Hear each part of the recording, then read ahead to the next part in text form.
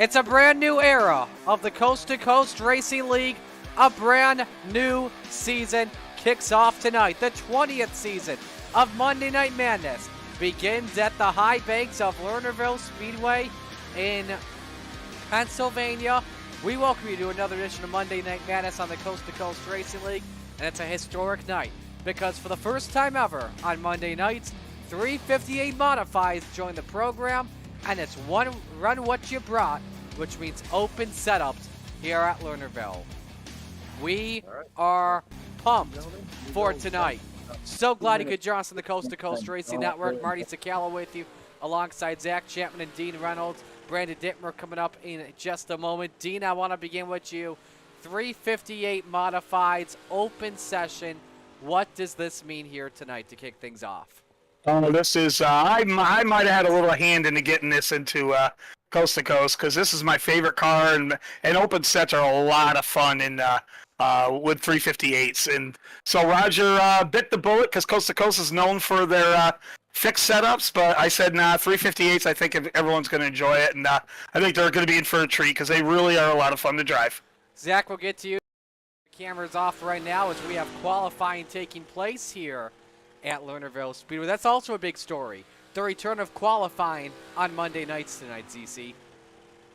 Yeah, it's going to be neat to have that in. I guess it's going to kind of determine on a weekly basis from what I read, but it is nice to have that in, and you get rewarded for your qualifying setup if you have it. It sucks you got to do the invert, but like I say, at least you get the points. And not to change the subject here, but he's not going to talk about it, so I'm going to bring it up here. Big news for Marty this week. He announced new announcer for the CRSA sprints, and that is a big deal. And I just want to congratulate you, Marty. That's awesome, and you're going to do amazing. Thank you so much. Much appreciated. And a lot of it, where did it all start? Well, not just Rush or Land of Legends. Where did it also start? Also started right here with the Booth Boys on the Coast to Coast Racing Network. So definitely appreciate the support and the congratulations. I know that's been talked about a lot, but we are focused on Monday nights. Tonight is the night for Monday Night Madness on the Coast to Coast Racing Network. Open 358s around the corner. Brought to you by the newest member of the Coast to Coast family, Glen Ridge Motorsports Park. Dean, got to give you credit for bringing them on into the Coast to Coast Racing Network. They did a lot of iRacing during last year's offseason, and now they are a part of the C2CRL family. Talk more about them in just a moment. Samuel Bachman in the 7 just put her to the top of the charts, 15:34, and that should pretty much do it here for qualifying. That should put him on pole position, and it will. 23 drivers make up the car count here this evening at Lernerville Speedway. And with that being said, we are set to go for action here. First heat race of the night is brought to you by our good friends at Flatline Racing Bodies. Quality racing bodies designed by Zach Chapman in the, excuse me, not Zach, I'm sorry, Tim Chapman in the iRacing hotbed of Clarence, Iowa. It's been a couple weeks. No, so. Dan Chapman, actually. Dan, Tim's actually. my dad. Yeah, That's right. Dan's the long-lost relative. Like I said, it's been a couple weeks. I like that. All right, anyway, let's meet the field here for starting lineups here now. Keep in mind, this is like similar to the old school days of Coast to Coast Racing League action where we invert the top 4 in qualifying. So with that being said, that means that Samuel Bachman starts from 4th in heat race number 1. Trent Verstraeten and Patrick Spangler make up the front row. Row 2 is Jeff Sharp and Samuel Bachman. Row number 3, the Macho Man, Tyler Wilson, next to Greg Parmalee. And in row number 4, Bob DeGood and Gary Offut. Actually, Marty, if you look at Sam's paint scheme, it does have the 00 in front of the 7, so he's still 007, Agent 007. I can see that, yeah, if you look closely, yeah. That's a great point. So, as we get set to go racing, let us know who you're rooting for in chat. The 20th season of Monday Night Madness set to begin here with heat action at Lernerville Speedway. Winner starts on pole. Here we go. Verstraeten and Spangler still side by side as the field makes their way off of turn number 2. Advantage to the 88 as he throws the slide job on Spangler. Verstraeten leads lap number 1. Race though breaks out for third between Bachman and Sharp. Bachman has the spot, and now Spangler looks for the lead. Dino? Yeah, Patrick's been doing some modified stuff. He's getting real successful on Thursday nights. So even though we talked to him about being a sprint car guy, he can wheel a modified. And Bachman now challenges underneath the 2 spot.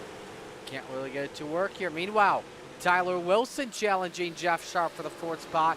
And Zach, Dean actually told us, not a lot of people know this. We know Tyler Wilson a lot notoriety for running a sprint car, but he got his start in modifieds here with us. Yeah, and he's one of those guys. I mean, just like his teammate Patrick Spangler, they're almost fast in everything they're in. It's kind of unbelievable. Yeah. And I mean, you're watching guys here.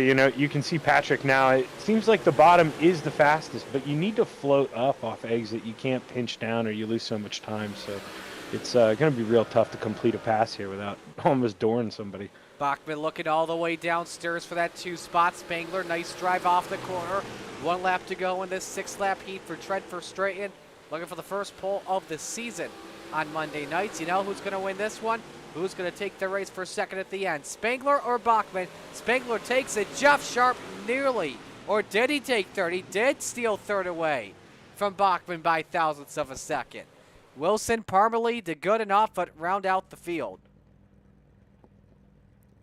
Yeah, Bachman's going to be kicking himself for that one. You saw how hard it was to pass. Well, multiply it by 3 here once you add all the heats together. He's gonna as you talk, the invert it's a tough deal now, but they're giving points.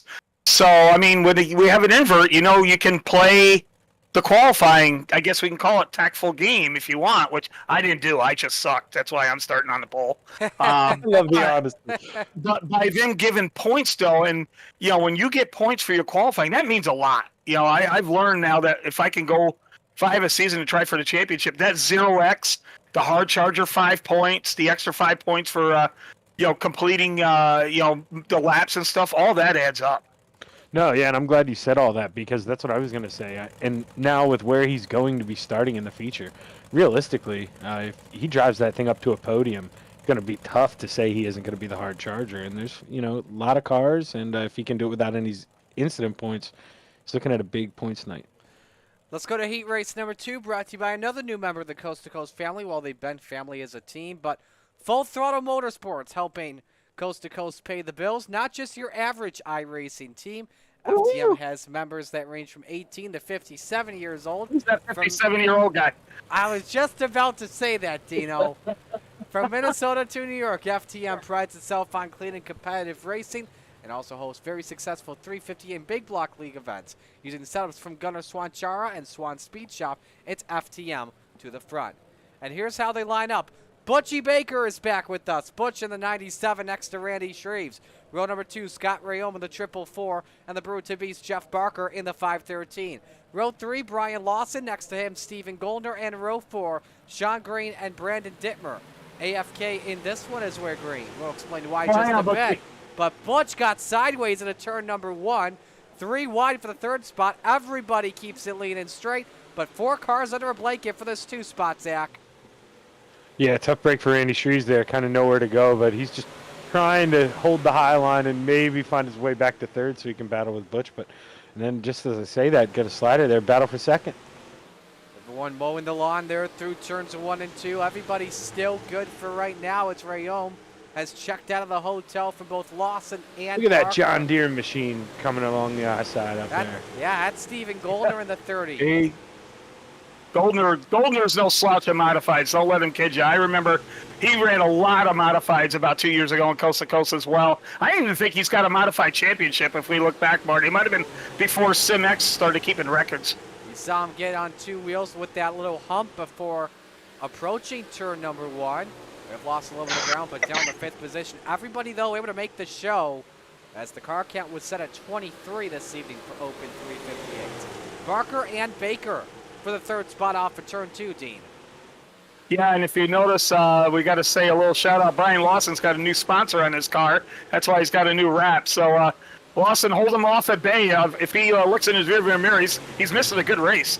Final lap, though, underway as Scott Rayome is missing a very good race with a 1 second advantage as Barker and Baker touch for third. Oh, the Goldner Stephen went over. Goldner goes off the track, ladies and gentlemen. Fall there's off the count fall-off count. number 1 on the I was wondering if evening. you have that, Marty. And the checkers are out. Butch Baker is 4th. Jeff Barker finishes 3rd. Scott Rayome is the heat finisher. We still need to do the tally, by the way. I forgot to put that on for the graphic. We updated our scenes here this afternoon. But we will keep that in mind. So first fall off count is set at 1. Let us know your guesses for the fall off in the chat. But let's meet our title sponsor of the 358s, and that, of course, is Glen Ridge. Look at that. They get 2 logos, of course, for the heat sponsor and for the title sponsor. Glen Ridge Motorsports Park, your Sunday night home for the Dirt Car 358 Modifieds, as well as Dirt Car Sportsman and Pro Stocks. And new for 2024, Rush Late models. I know those guys. The Dirt Car 358 series will make their visit to the Ridge again in 2024. Last year with 47 small blocks filling the pits from Stuart Friesen, Matt Williamson, Mike Mahaney, the winner Billy Dunn, and Felix Wall, Lance Willix, and so many others. Visit them at glenridgemp.com and like them on Facebook. Dino's on pole position next to Logan Wentz in the 118. Row number 2, it's Kelly Wheeler and Isaac Salas. Row 3, Dylan Kinsey and Bud Molyneux, and Jason Butterfield starts from 7th spot here. Dean, best of luck. Thank you, sir. Taking one extra lap here before we go to the green flag, and a lot of Venom drivers here, / full throttle drivers in this heat race, Zach. Yeah, what a heat. I wouldn't be surprised if I looked on the website tomorrow and saw one of these guys win the feature. This is going to be tough. Wish Dino the best of luck here. Just send it. And Goldner, I think, showed everybody the key that the high side was maybe coming in, especially in 3 and 4, but we'll have to see here. We're about to find out what happens. Everybody makes it in the show. Winner starts outside of row number 2 as we're green. And Wentz gets out with a good jump. Man, Dino fell all the way from 1st down to the 4th spot. Salas around the outside of Kelly Wheeler. His slide job looks for P2. A lot of drivers right in the middle groove of this racetrack as Logan Wentz leads the opening circuit. Salas underneath. Slide job Salas, you bet. Here comes Wentz on the crisscross in the 118 for the top spot, Zach. Yeah, I think Isaac's where he wants to be, though. I think he's coming out of 4 here. If he can stay to the door, yep, he's almost got him. I think he can keep him from throwing a slide job here. Isaac's going to get him to the start-finish line. 2 by 2 amongst the front 4 drivers. Now they all go down to single file action.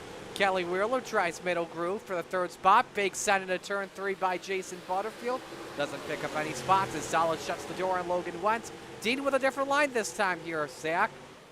Yeah, all in all, he's running the smart conventional line. He's going to carry more speed into turn 3, running the high line out of 1 and 2. But, you know, Isaac's got to run that slider line when he sees Logan right behind him. I mean, he knows that's the only way to pass right now, and he's got to do it. Coming to the white flag this time by for the heat. You see Wheeler takes a peek downstairs.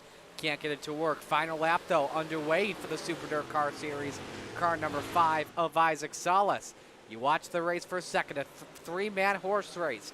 4P2 at the end. That's for the 8th starting spot as they come to the end. Check that, the 3rd starting spot, rather. Salas wins the heat, went 2nd. Reynolds 3rd, Wheeler 4th. That's a good heat race to get the evening started here. And now it is warm-up time. Let's get a chance to pay the bills here. Take our first break of the evening as the All-Weekend Speedway presents to you Monday Night Madness. Stay with us on the Coast to Coast Racing Network.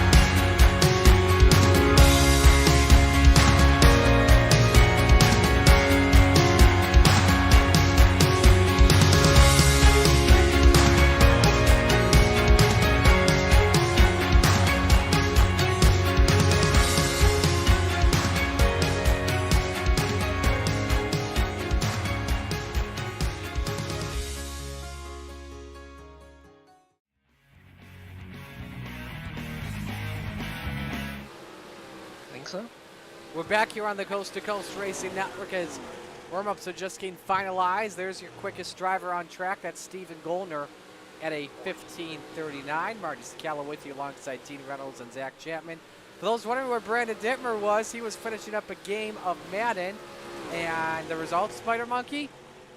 I won 44-29. Look at that, look at Nice. that. Woo! The next Super Bowl champion, folks, right there. I don't know. I've never came close to the Super Bowl in this league. Anyway, yeah. So we're moments away from going green for our first of 3 features this evening for the Dirt Car 358 Modifieds. Open setup here, and again, like I said earlier, a new era beginning here tonight for Monday Night Madness as Open 358s join us here. And we're so glad that Dean Reynolds helped us out and brought in the 358s. It's now time to meet the field for tonight's feature. Ladies and gentlemen, here is your RSN Trackside starting lineup. On the pole position, it's Trent Verstraeten in the number 88, and next to him, it's Scott Rayome in the 444. Row number 2, it's Isaac Sala, slide job in the number 5, and next to him, the high side banger, Patrick Spangler in the 39. Row 3, Brian Lawson in car number 9, and next to him, Logan Wentz in the 118. Row number 4, Jeff Sharp, who is in car number 28, and the Brute to Beast, Jeff Barker in 8th. Right out the top 10, Dean Reynolds in the 79, and next to him, Sam Bachman in the 107. Row number 6 is Butchie Baker in the 97. Next to him, it's Kelly Wheeler in the 110. Row number 7, the Macho Man, Tyler Wilson in the 42. Next to him, it's the 56 of Randy Shreves. Row number 8, Dylan Kinsey in car number 083. And Greg Parmalee in the 4. Here's how the rest of the field looks. Row number 10, Sean Green in the 271. Next to Bud Molyneux in car number 883. Row 10, Bob DeGood in the 7, Stephen Gollner in the 30. Row 11, Jason Butterfield in the 93, Gary Offut in the 94. Rounding out the field, Brandon Dittmer in car 83. As the field rolls off, you're off the Chapman Racing drone. Dean, wishing you the best of luck. Thank you, Marty. Alrighty, time for picks here. Zach, who do you think is going to take this one tonight? Well, he's finally back, Marty. Hopefully he can give us a lot of racing this year. That man in the 5 car is going to win this race tonight. Good pick, good pick. Beatty, how about you? I'll take his teammate Brian Lawson. Here you go, Brian Lawson. All right. Give me the man that's won the last 4 Renegades championships. Patrick Spangler takes it tonight.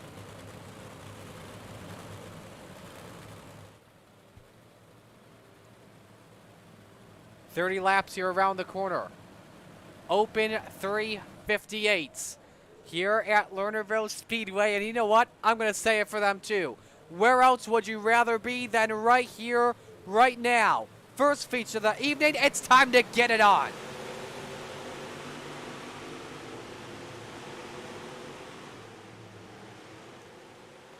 Start tonight brought to you by Lucy Olson as the field makes their way through turns number 3 and 4. Here comes a run for Solis as Verstraeten opened up the door. They're side by side, but it's Verstraeten that leads lap 1. Solis throws the slide job in the corner and goes to the point. Here comes Rayome with the number 4. Top 5 drivers all under a blanket as Verstraeten takes a peek back downstairs once more. Does he get the lead back of the line? No, he does not. Solis leads lap number 2, Zach. Yeah, that was a real close battle of the line. I was impressed with how Trent really got a run there on the bottom coming out of 4. Let's see if he can, well, Isaac took it away that time. I think he was impressed a little too. Not going to give him the chance to do it again. Patrick Spangler as high as he can get upstairs for P3. Maybe could go for 2 spots. Oh, Rayome up the track and hooked up with Logan Wentz. And the 118th sideways collects Barker. Everybody saves it.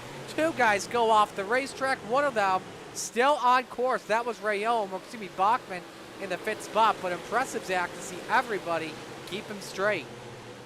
Yeah, heartbreak for him not getting the caution there. But Rayome, he just looked like he clipped the infield there, and all it looked like was going to get through the whole corner without a caution, but no luck. We also had Logan Wentz. Without making contact, but no luck there. We also had Logan Wentz and Bud Molyneux crash, and now we have Jason Butterfield on his ledge. Sean Green also collected, and our first Gambler Yellow is out here. We had a lot of action break out before the first caution flag. Let's show you, we didn't catch this, Logan Wentz and Bud Molyneux. Now something to keep in mind here too, Zach, new damage model on the small, on the modified. So got to be very careful about how you drive these things. As soon as you see the contact, also collected Dylan Kinsey and some hard shots there. Yeah, you definitely got to treat the right front like it's glass. You don't want to damage that thing. I mean, especially here coming in and so much banking. I have a feeling you're going to want to run the bottom here at the end. So got to keep the car in good shape. All four wheels off the ground for Jason Butterfield. Let's ride on board with Sean Green.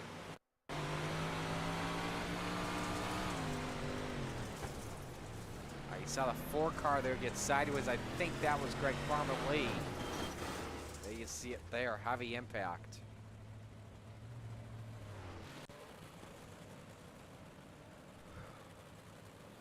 Some drivers taking quick repairs. We're set to come back to green this time.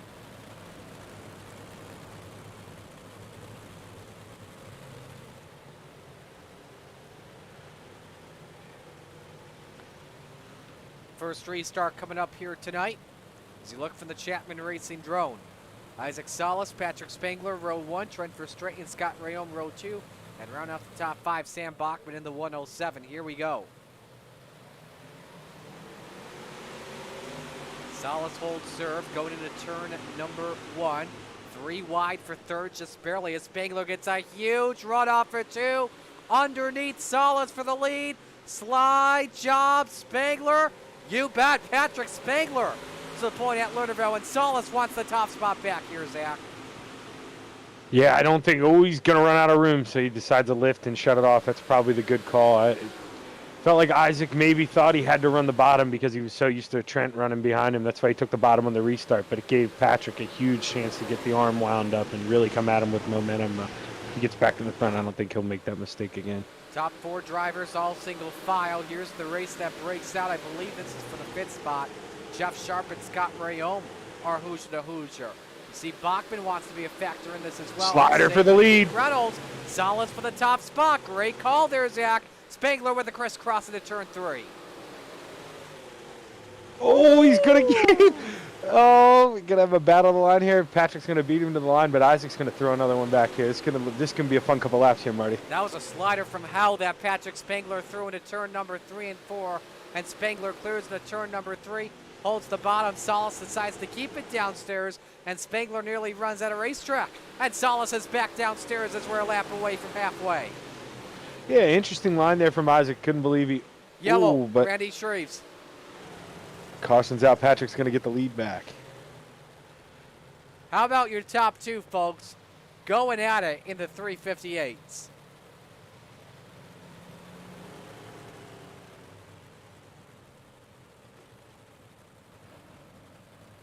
Your replay here and show you what happened with Randy Shreves 2 weeks ago in Knoxville at his best ever finish in Renegades Comp. Caught the wall and Butch Baker sent him around. It's a 360, so no harm, no foul. Let's run on board here with Shreves.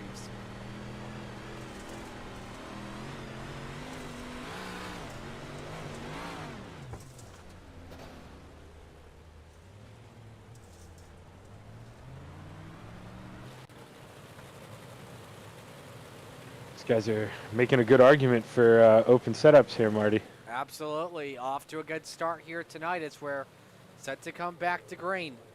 Oh, and by the way, Isaac did beat him to the line because Isaac just chose the high side. So Isaac did get the lead there.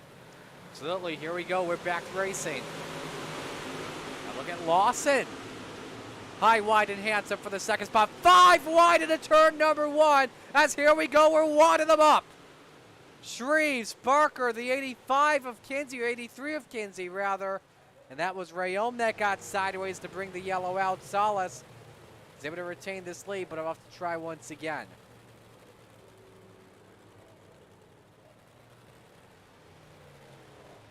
Here's another look at what happened to the Full Throttle Motorsports number 4.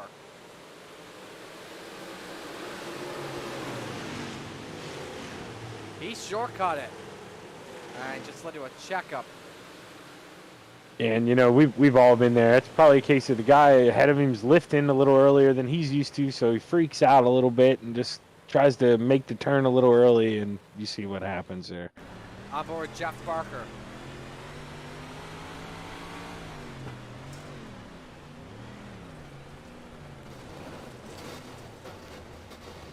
That, my friends, was right in front of him.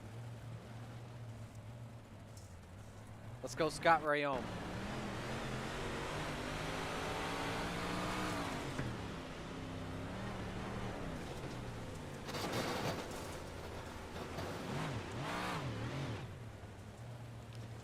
Nothing that Barker on back could have done to prevent anything there.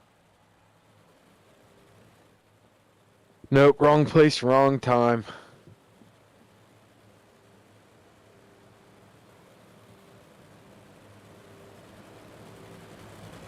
You know, you never want it to happen, but if it is going to happen, prefer it to happen in week 1. Shake it off, use it as a drop week, go get him the rest of the year. Now, because we did take a lap off, per rules, there are 10 laps to go, which means all restarts from here on out will be single file. Advantage Salas or advantage Spangler here, Zach?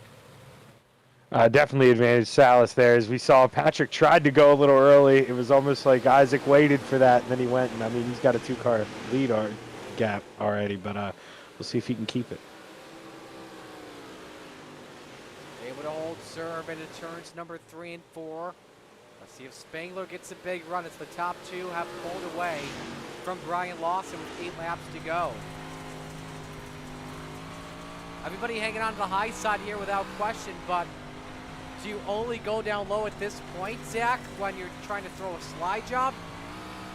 Yeah, I think you have to, unless the guy in front of you is frustrating you that bad that you just want to make it work. But if you get stuck there on the bottom 2 laps in a row, I mean, you're almost guaranteed the guy behind you is going to come up and pass you. As you know, there's not a lot of big gaps throughout the field here. Great slide job from Verstraeten, but he catches the wall, and he loses 2 spots because of it. Bachman with a slider goes off track. And this time, it costs him. He went off track earlier, but didn't lose any spots from it. 0.4 of a second lead for Salas with 5 laps to go. Kelly Wheeler has now cracked the top 5. He's up in 5th.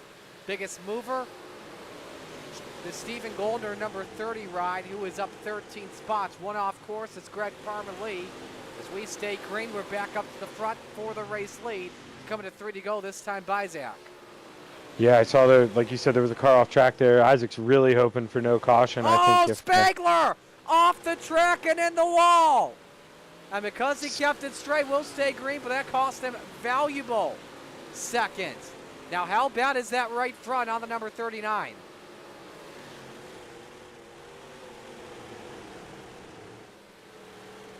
Still hanging on to it, but can Brian Lawson catch Spangler for the 2nd spot? We're also watching Verstraeten, Wheeler, and Reynolds. 3-car race for 4th. Coming to the end, but the white flag is out. 1 lap to go for Isaac Salas. The Venom Racing Super Dirt Car Series Magnum Race Design. Number 5, one of the best to do it in modified action in coast-to-coast competition. He makes history tonight. He's the first Open 358 winner. Isaac Salas takes the checkers. Spangler 2nd, Lawson 3rd, Verstraeten 4th. Kelly Wheeler rounds out the top 5.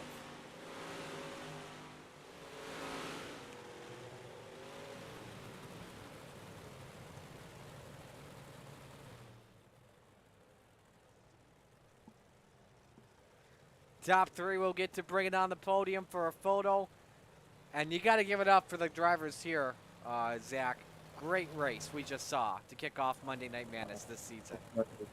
Yeah, you really do. The top 2 throwing punches back and forth for 4 or 5 laps. It was awesome. And the lead that they built up on 3rd place there, that was pretty phenomenal. That Patrick could damage the right front there and get in the fence and still hold on to 2nd. Great run and great recovery by him tonight.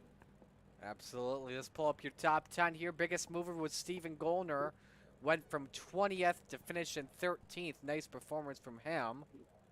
As you see how the top 10 look, bring up 11 through 20 here on your screens. Tough break for Scott Rayom in the 444, as well as Samuel Bachman in the 107. Logan Wentz at points as well, who's trying to run near the front as well. There you see how the rest of the field was able to finish. All right, let's bring up the top 3 drivers here, and we'll begin things, of course, with the driver of the number 9 and Brian Lawson. Brian, let's begin with this here. What'd you think of it all here, running Open 358? It's a new thing here at Coast to Coast. I absolutely love it, man. Great first night. I've been hoping they'd do something like this, mix it up a little bit on Monday nights. I'm going to try for the sprint cars. I'm not very good in them, but I'm here and racing, so I'm going to support Monday nights and try out in the sprint cars too. Awesome, man. Well, walk us through your race and then getting past Verstraeten there at the end. We're watching the pass. He obviously hit that little ramp before going into turn number 1 and took advantage of it. Yeah, I mean, for my race, it started out good. In the beginning there, I got caught down on the bottom, and a few guys got by me, and then a few guys got bundled up, and I got back by them, restarted 4th on the outside, which really helped. Then I had to restart 3rd, but, got a good start there, and, just was able, on that last restart, somebody got into the back of me. I'm not sure who it was. I'm sure it wasn't intentional. But, somebody got me all sideways, but I managed to hang on to it and hang on to it and not send it over the berm and bring it home in 3rd. Well, great run for you. Who do you want to give shout-outs to? Well, got to thank you guys for doing the broadcast. My teammates at Venom Racing, we have an absolute blast doing this. My sponsors, Regency Home Inspections, Dean with Super Dirt Car Series, guys, give him a shout out, and Magnum Race Design for the nice new wrap. I told him about the new wrap, Brian. I said you got a new sponsor there, so I let him know. Good debut, man. Thanks, man. Thanks. All righty. Well, we'll let you go, Brian. Great job. Best of luck in the sprint car coming up. Thanks, man. I'm gonna need it. Have a good. That's Brian Lawson, our 3rd place finisher. And let's go to the 2nd place finisher here, and Patrick Spangler. Patrick will begin with the wall contact here. We may have this pop up here in a second. But how badly did it do damage with the right front with the new damage model? No, it was pushing in the turn. But other than that, I couldn't really see it or feel it. What was your game plan there in the final laps? Obviously, before we had that 2 series of yellows, you and Salas were trading slide jobs. Yeah, we were trading slide jobs, and we got lucky because I think the settings were a little messed up. So when the odd man threw the caution, it went to when the caution was thrown instead of the last time around, because I had him at the line. But then he got it, and then I finally was able to reel him back in with 3 to go. I was getting ready to do a slider with I was going to set up for 1 or 2 to go. I was going to do a slider and start the slider battle. And then I just lost track of my rhythm and buried in the turn 4 wall. Luckily, we had a big enough gap over the field there that I was able to gather back up and hang on to 2nd, though. What'd you think of this Open 358 concept as a whole? It's usually hit or miss for me on some of these tracks. Some of these tracks I can hang, and other ones I just get my doors knocked off, like Charlotte. So it'll be fun, something new. I enjoy racing them. I don't enjoy starting in the back in these because I find it very hard to pass in these. So this week was good. We'll see what next week's like. Who do you want to give shout-outs to? Just you and the whole mystery machine crew up here in the booth. Rod should run the league. Trainwell's racing, and Tyler's out here racing tonight, and Brandon. And then Dad Uncle back on watching. And Dudex Him Designs for the wrap there. I think we may have a new Booth Boys nickname. So. Now and now he gets to go into a car he likes. Hopefully I'll do one spot better later. I was gonna keep the momentum rolling and talk to you again. Damn, you did hit that wall, Patrick. Holy cow. I'm just watching the replay right now. Why don't you come all the way back where I was? All right, Patrick, we'll let you go. We'll see you in a few hours. All right, sounds good. And now we go to Victory Lane to talk with your winner. Isaac Salas making history as the first Open 358 winner in Coast to Coast history. Isaac, what do you think of this whole concept? It's kind of fun, man. It was fun to actually have my own setup to run. Yeah, absolutely. So walk us through it. I mean, we know you and your modifieds. You're always good, whether it be a small block or a big block. Did you expect though that challenge from Spangler? Well, yeah, we're in his barn. We're in his we're in his kitchen. This Yeah. is home track for him. So I was like, man, if I can have at least battle him, I'll be happy. It's tracked in his backyard or something, isn't it? It basically is. But anyway, yeah. The high side, the dominant place to go. Was the low line only the place to go if you were trying to throw a slide job? Early in the night, it was good. It was actually really good. The setup that I had kind of tweaked with. The bottom had a lot of tack left, but once the feature started, I mean, you could kind of get away with it in the early start, but it just momentum-wise up top was too good. Well, Brian said he's running the sprint cars next. Are you going to be running the sprint cars tonight? Yes, sir. I'll be here. We'll see how we do. Alrighty. Well, who do you want to give shout-outs to on the run? Yeah, big shout out to all those guys over at Venom Racing. Nice to see two of us get a podium today, so that's pretty sweet. Thank you to Dean and the Super Dirt Car Series for the support still.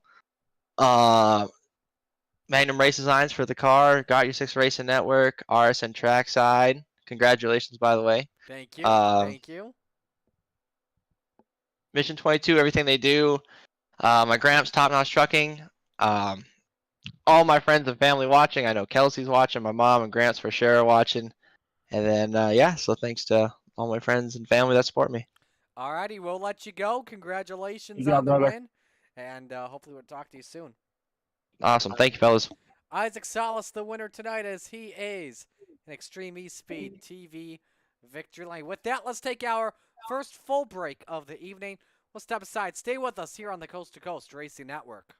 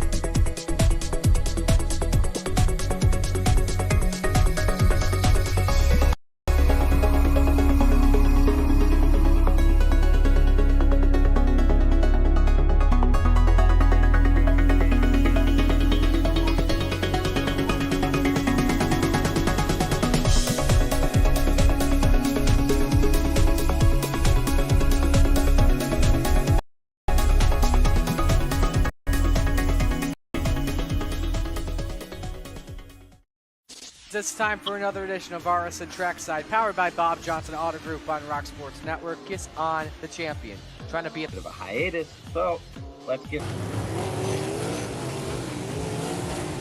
Tonight when we talked about it.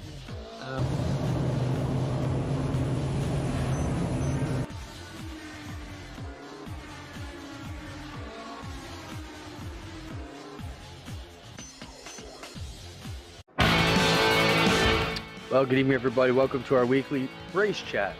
Adam Ross and Clinton Jeffrey are live and interactive every Tuesday night. Rivals Race Chat is your home for race discussion, debate, news, interviews, and more. They'll even take your questions and comments live on the air and talk to some of the newsmakers each week. Tune in every Tuesday night at 8 p.m. TV.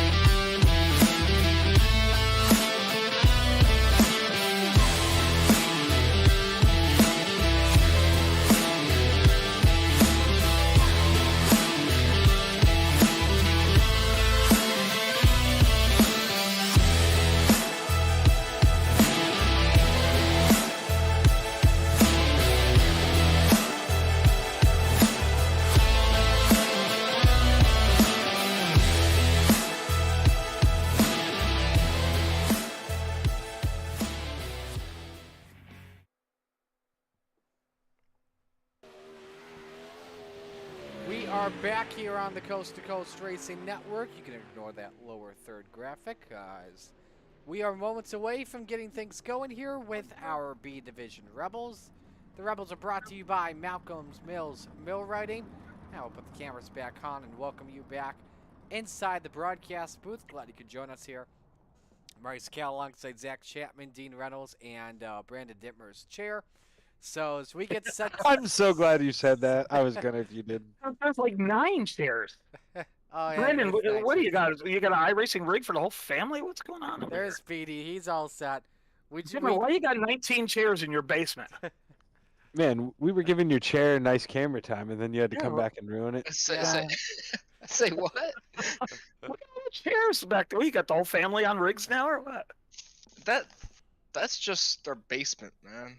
Oh, But anyway, we're getting set to go here for the Rebels, and again, same thing as the Open 358s. We're bringing back qualifying, inverting the top 4 for the starting lineup for tonight's event. Oh, we back up. And as we get set to go for this one, Zach, Yes, I know you're coming off a Raiders championship. Obviously, the Raiders and the Rebels have merged into 2 now. So what happens here going this way forward?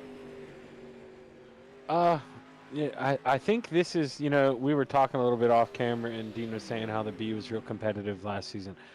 I think it's going to be even more competitive this season. You got guys like Isaac Salas who couldn't really make the commitment to run every race last season, so they kind of got demoted based off that. Jeff Kemper as well, Aiden Young, and they're guys who can win A races. So this is going to be an explosive race, and these are going to be a lot of fun to watch all year. Absolutely. Brandon, what are you expecting here? I'm expecting a lot of Isaac Salas dominance, as what we kind of saw last season. When he was able to run, he did really well. Like I said, we got a pretty good group of people here, people who unfortunately couldn't run enough, or who were in the Raiders who just got moved up.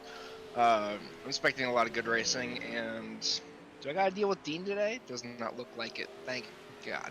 Well, we do have... I was going to say, you're going to be the first one on the fall-off count. I guarantee you that. Oh, I know I will.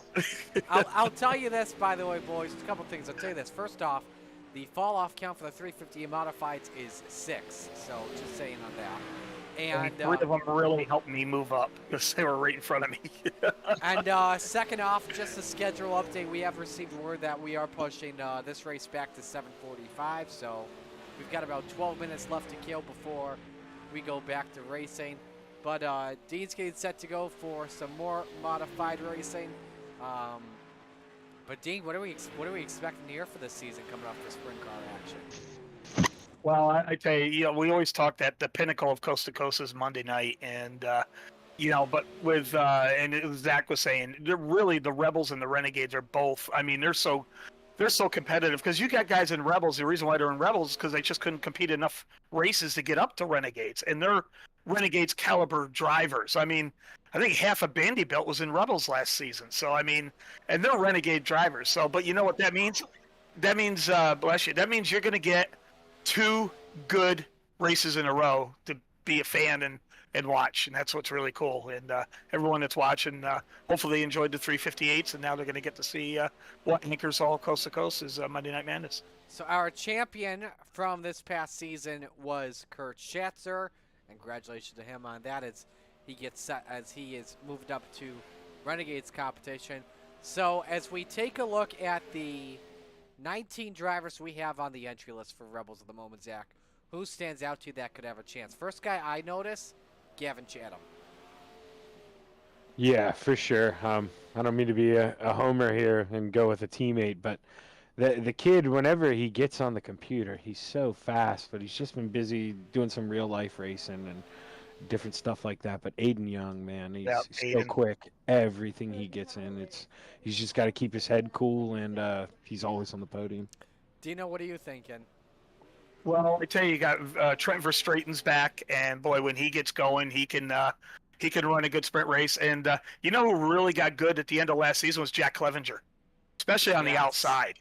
Got really good on the outside, and I think Jack also is going to be guy you want to watch because I'm looking at the field here. The 5 guys that are going to advance to Renegades are all going to be guys that deserve to be in Renegades, and here they are in Rebels. Brandon, who are you thinking? You know, I didn't notice Trent was back until one of y'all said something. That scares the living crap out of me because he always gets by me and he just drives away, and I don't like it one bit. But no, I like seeing him back. He's a good racer. But Brian Lawson, same thing with Isaac Salas. These things drive like modifieds now, and he's going to absolutely tear it up in these things. Absolutely. It's going to be an exciting one. Let's talk with some of the folks that are checking in here on our live chat. We've got 19 people watching now. Let's see if we can pop that up to 20 or 25. Hello to Gary Sigelcow, rooting for Team Venom. Hey. Hello to Megan, saying hello, and we all know who she was rooting for in the Open 358 race. Hello, Palace. Yeah, I was gonna say for Isaac, right? Yeah, for Isaac. So, hello to Kim, who says just tuned in. Check out that Solace kid. Absolutely. And hello to the. I wonder if that's the new one. I wonder if that's. Oh, yeah. He's been doing selfies. I wonder if. Kim, are you the one on the other end of the selfie? Salad selfies? Let us know. Just give Marty a thumbs up. And hello to the Goose Chad Cote, who will be checking in for the Renegades. We're doing good.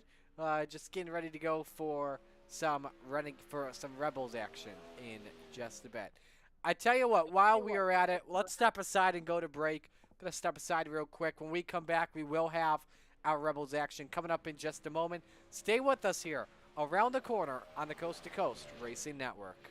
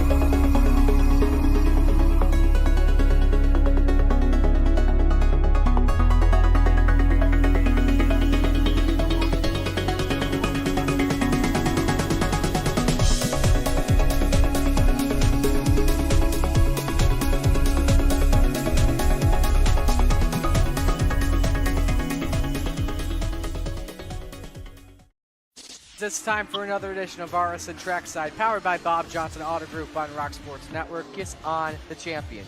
Trying to be a Bit of a hiatus, so let's get. Tonight we'll be talking about it.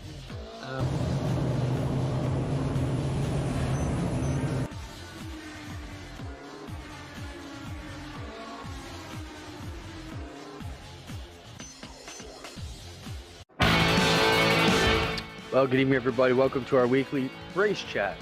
Adam Ross and Clinton Jeffrey are live and interactive every Tuesday night. Rivals Race Chat is your home for race discussion, debate, news, interviews, and more. They'll even take your questions and comments live on the air and talk to some of the newsmakers each week. Tune in every Tuesday night at 8 p.m. on GeForce TV.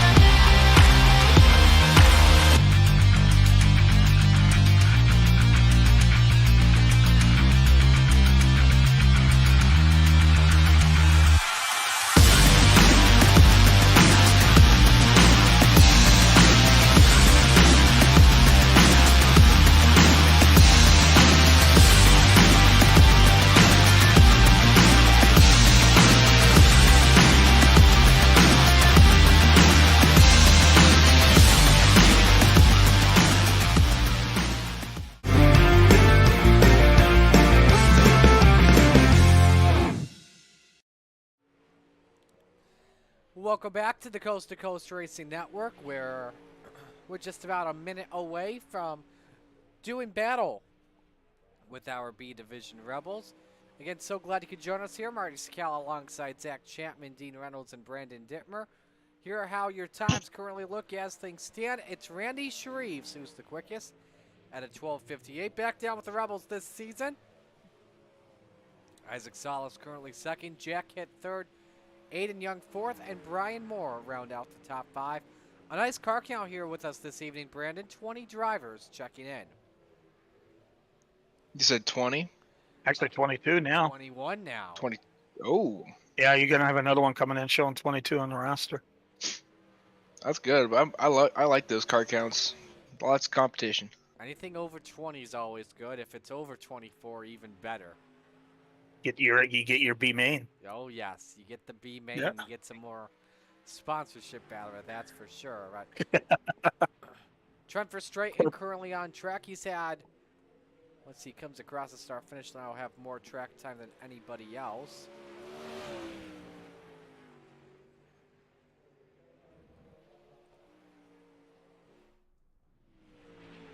Randy Shreves, though, like we mentioned, is currently your quickest driver as things stand. Dean, you just get the opportunity to stick around and watch these guys before your race coming up. Yeah, I'm just getting in the server right now, and I'm watching. I'm actually watching your telecast. I got your telecast on the laptop next to me, and watching. You got Randy there ripping the top. That's another guy we got to talk about. Randy is a sprint car guy, and you can never count him out too. So he's going to be another guy that's going to be a threat to win. So I'll definitely, when I get done racing, Marty, I'm going to join back in watching, and then I'm going to watch the Rebels later on tonight. So BD and Zach, good luck to you guys. Thank you. Awesome. Well, Dean, best of luck, man. All right. All right, guys. Thanks a lot, man. No problem. So Shreves pulls it off onto pit road.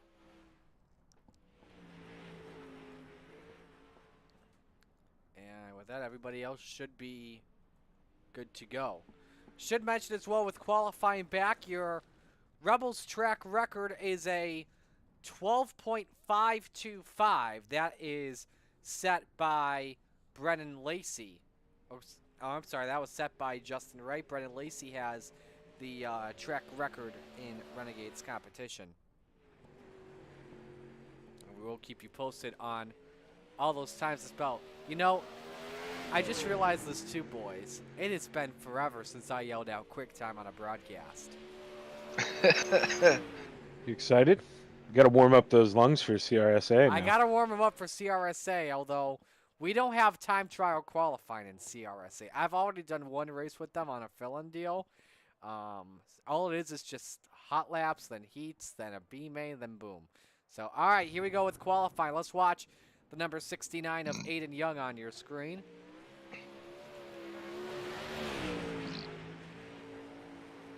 And again, if you are new to qualifying here, you will see the times pop up on the bottom of your screen and how your favorite driver is doing on track. So Aiden Young underway for lap number 1. So green means they're working on their best lap, purple means a pole lap, orange means they're on a slower lap. So Aiden sets the bar at a 13:05.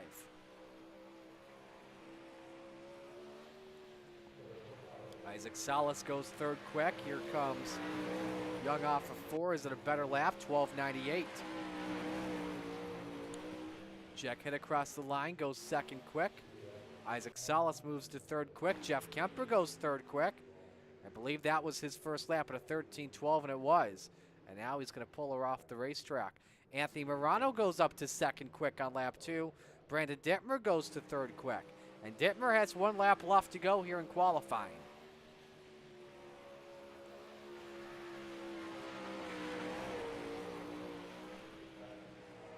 Dittmer with a better lap to second, 13:03. Nice lap. I don't know if he's going to be able to sell that car now, though. Here comes Wade off at turn number 4. Better lap for him. It is 13:12 to 5th.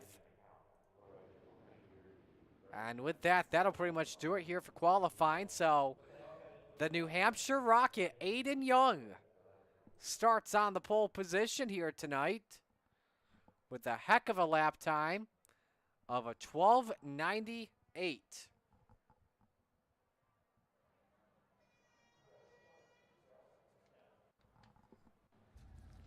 And so with that being said, we're now ready to go for heat action here at Lernerville Speedway. Heat race number 1 brought to you by Flatline Racing Bodies. And here's the starting lineup. Again, we invert the top 4, so Brian Moore Sr. is on pole position. Next to him, it's Isaac Salas, slide job on the number 5. Gentleman Jacket inside on row 2, next to New Hampshire Rocket, Aiden Young. Row number 3, Gary Osmond and Dylan Kinsey. And in row number 4, Brian Lawson in the 9, and I believe making his Rebels debut this evening is Brady Floyd in the 53. So as we get set to go, Tyler Wilson checking in, saying congratulations on the promotion, Marty. Thank you very much. Definitely appreciate it. And Patrick Spangler says, nice lap, Dittmer. Yeah, I gave her my all. 3 and 4 is kind of kicking me in the butt, so I'm going to have to figure something out for next season, but not too bad. So as we're set to go for the first heat race, drivers following the Steve King Foundation pace car, formed to help the dirt track community across the country by providing financial assistance to drivers, pit crew members, race officials, track ops personnel, or the immediate families of those individuals who suffer serious illness, injury, or death.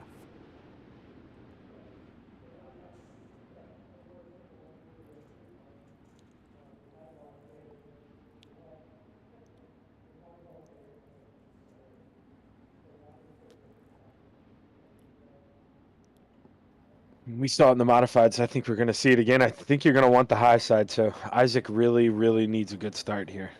Winner starts on pole position for tonight's feature. The green is out.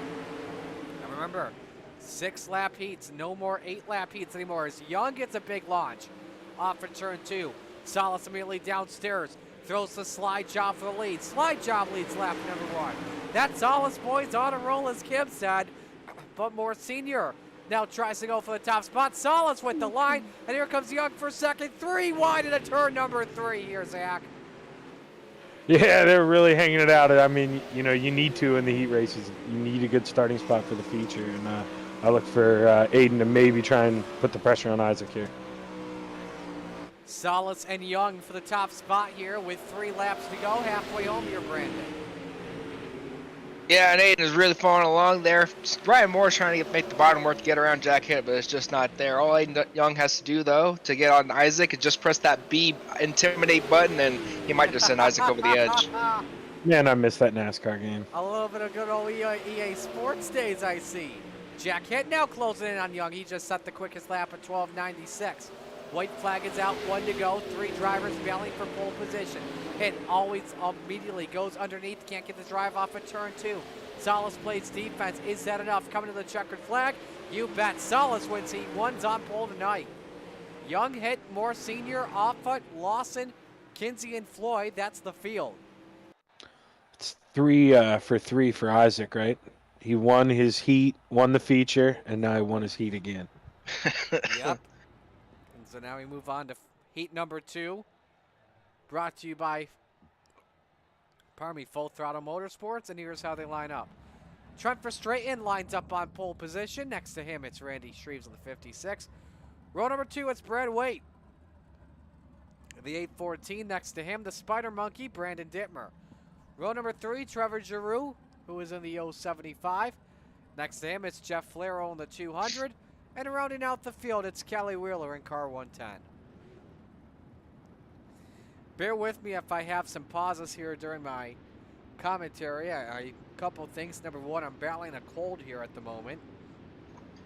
And number 2, drinking some sparkling water. Normally it's Perrier next to me, but today it's Liquid Death. And this one has a lot more bubbles than normal.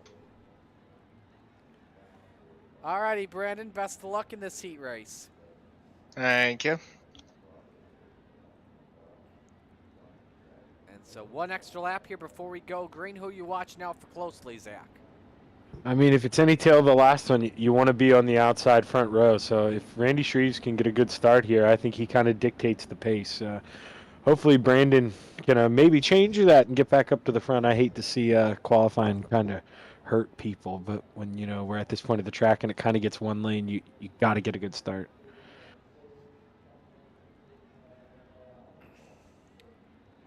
Well, we're about to see what happens. Winner starts outside pole next to Isaac Salas.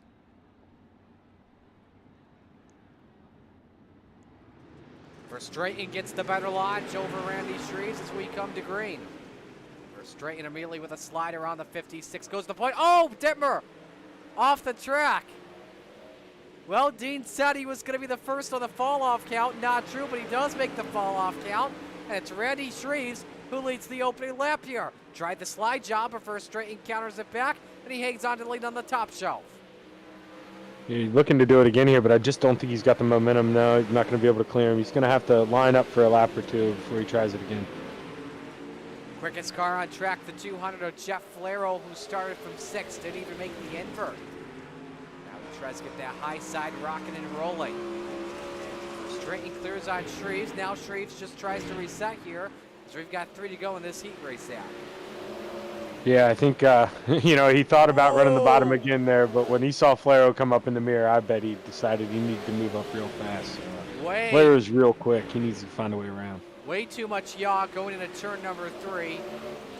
Cost a lot of momentum off the number 56 as the race for seconds to be the closest battle with 1 lap to go.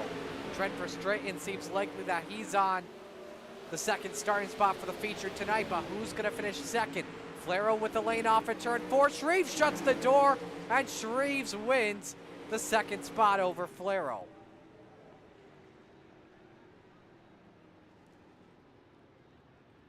Yeah, it's so hard to get that last lap pass done in 3 and 4. Everybody expects it, and they go down and defend the bottom, which, what you should do. You almost got to surprise them and go for it in 1 and 2. Brandon, congratulations. You are fall-off count number 7 tonight. I blame Dino.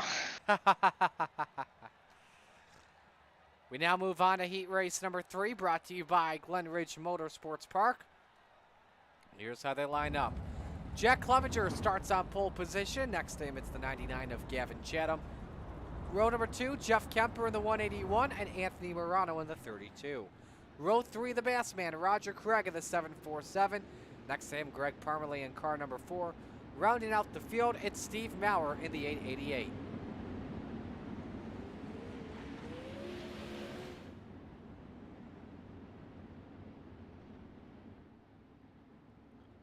Make sure we're coming in this time. And yep, Steve King Foundation Pace Truck pulls in the pit road. In the hands of Barney the Flagman to send Jack Clevenger and company off. Highline got a better start this heat, Marty. Clevenger, though, able to clear as we're 3 wide briefly in turn 1 and in turn 2. Chatham counters it back after he held his line. Clevenger went up the hill, allowing the 99 to take the lead. Second at the stripe goes to Clevenger. Kemper may lose third, though, to Anthony Morano to turn number 1. Clevenger tries the slide job, but Chatham hangs on. There's some contact, Brandon.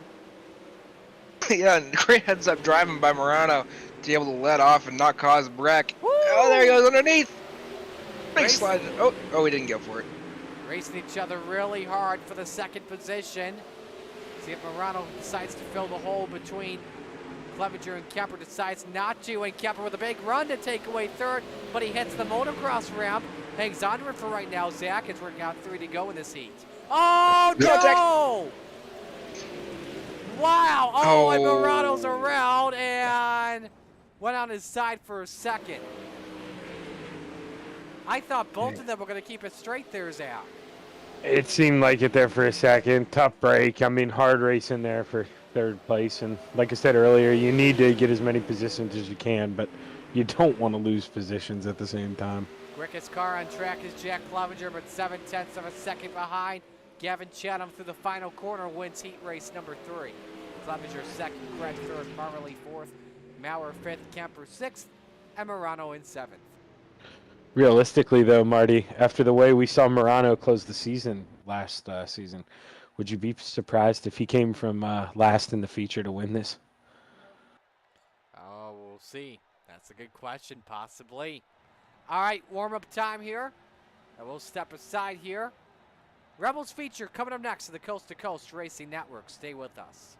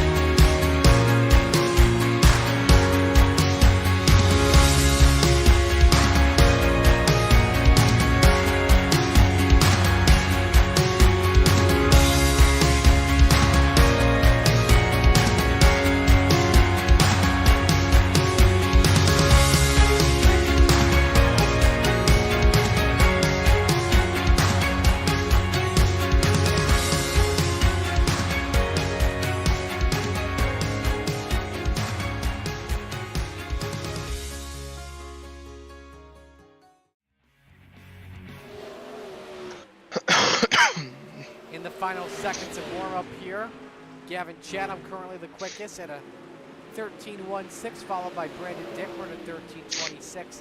Looking at Aiden Young, who's third quickest at a 13.34. And no, that Randy Shriepsman does not count towards the fall-off count. It happened during warm-ups. It can only happen during races. Hello to some other people checking in. Kelsey's checking in, rooting for Isaac. And hello to Chad, who is loving the new layout here on Monday nights. And also appreciate the support, as he says, one of the best broadcasts on the Slide Job Racing Network. All right, checkers are out. Gavin Chatham, the quickest at a 1:3.16.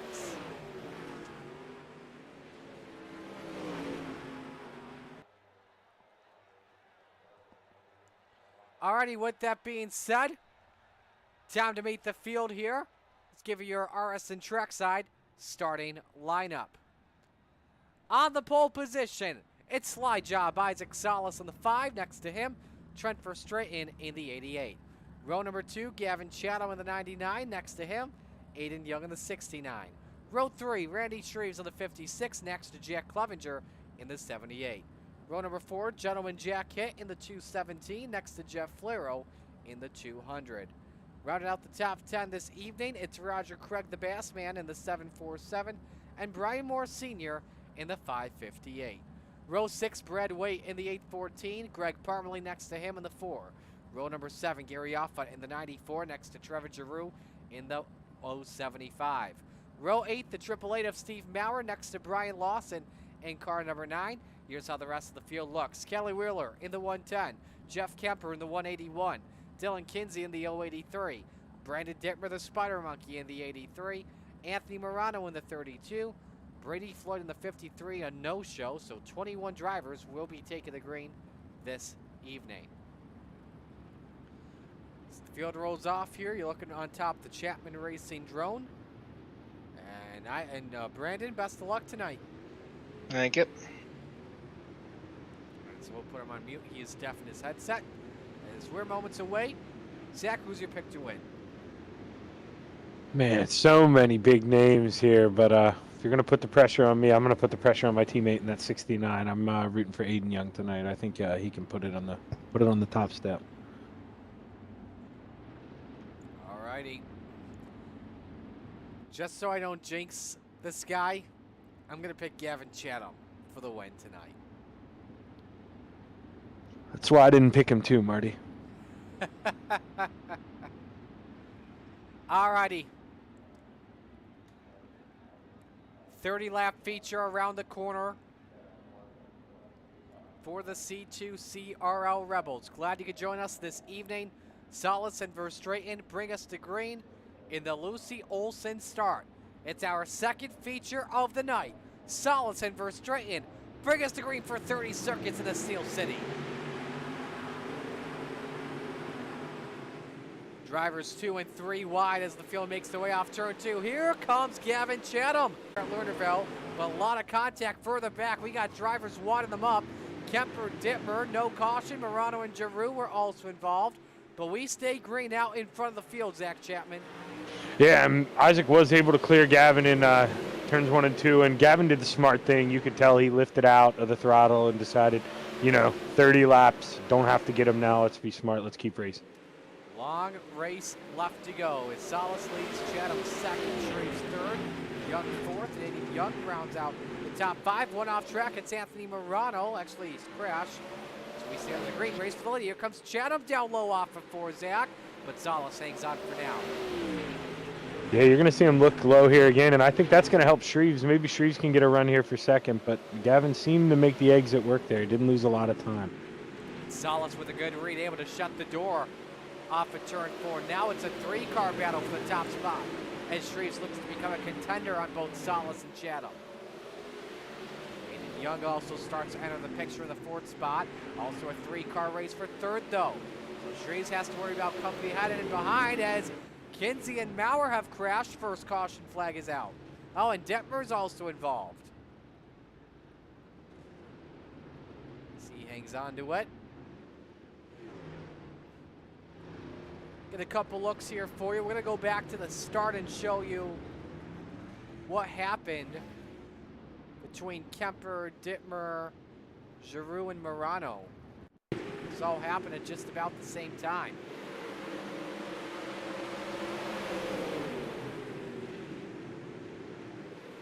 Just a stack up. Morano actually went off track. Yeah, the second situation with Morano, where he may have just lost it.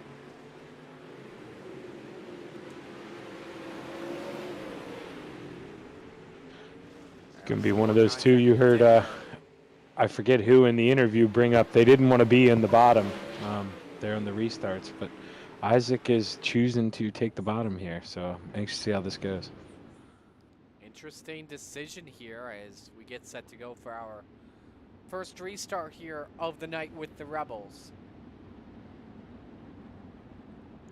We did hit 20 views tonight, by the way, as I expected earlier. Let's see if we can hit 25.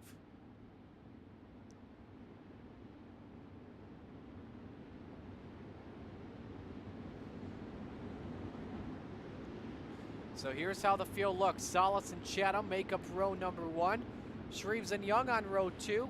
Hitt and Clevenger making up row number 3.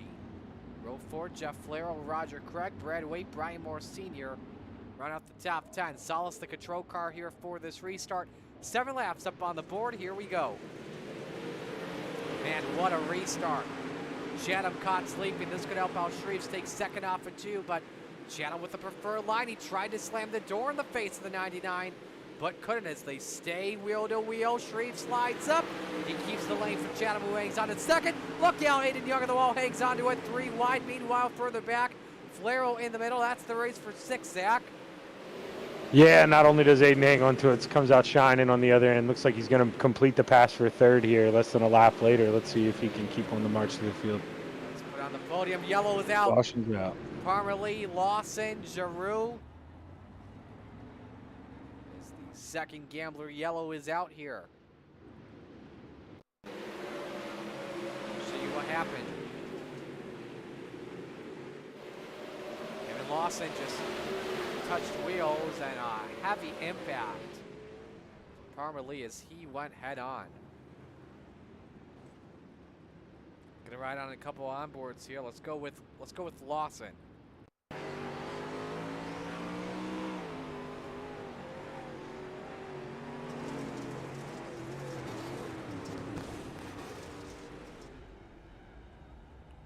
But everything to hang on to it. One more, Trevor Giroux.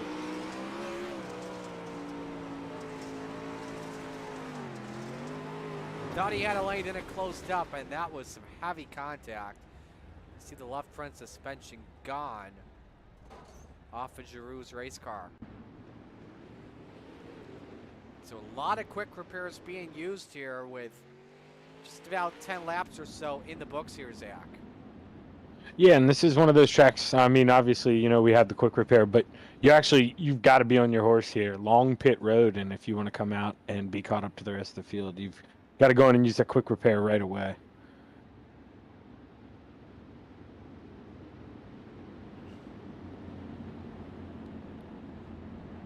Lights are off. We're coming back to green this time by Salas and Chatham, row number 1. Young and Shreves, row 2. Hit Clevenger, row 3. Flero and Moore Sr., row 4. Waite and Craig round out the top 10. And Salas again decides to take the low line here for this restart.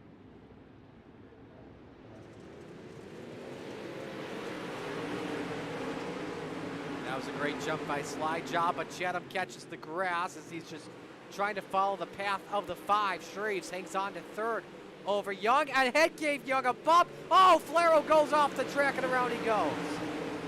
No caution as he went off the track. Jack Head, meanwhile, takes away the 4th spot from Aiden Young, but Young fights it back down the back into 3 here, Zach. Yeah, big battle. Aiden got his elbows out, and he somehow Caution. made his way up on the outside. But We've got Verstraeten off anxious course. to see if Aiden beat him back to the line before the caution came out.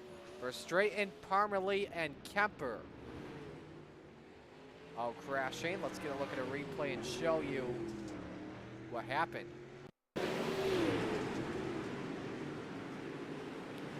Again, in the back of the path. 3 wide nearly. There you see Verstraeten, how he went off the racetrack. On board with Kemper.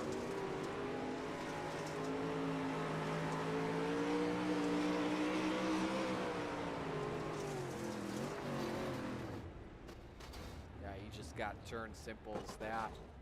Greg Parmalee.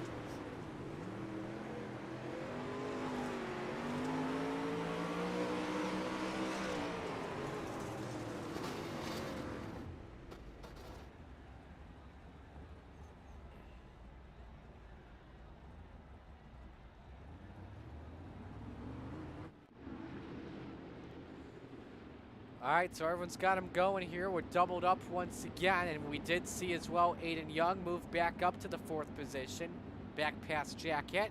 We'll have to watch this restart pretty closely here, Zach, when we come back to green. Yeah, I just feel like both restarts last time, the guy on the bottom in 3rd place, so Aiden was last time, can't remember who it was before, I think Shreves. They're just not getting up on the tail tank of Isaac, and they're not taking advantage of that leader restart.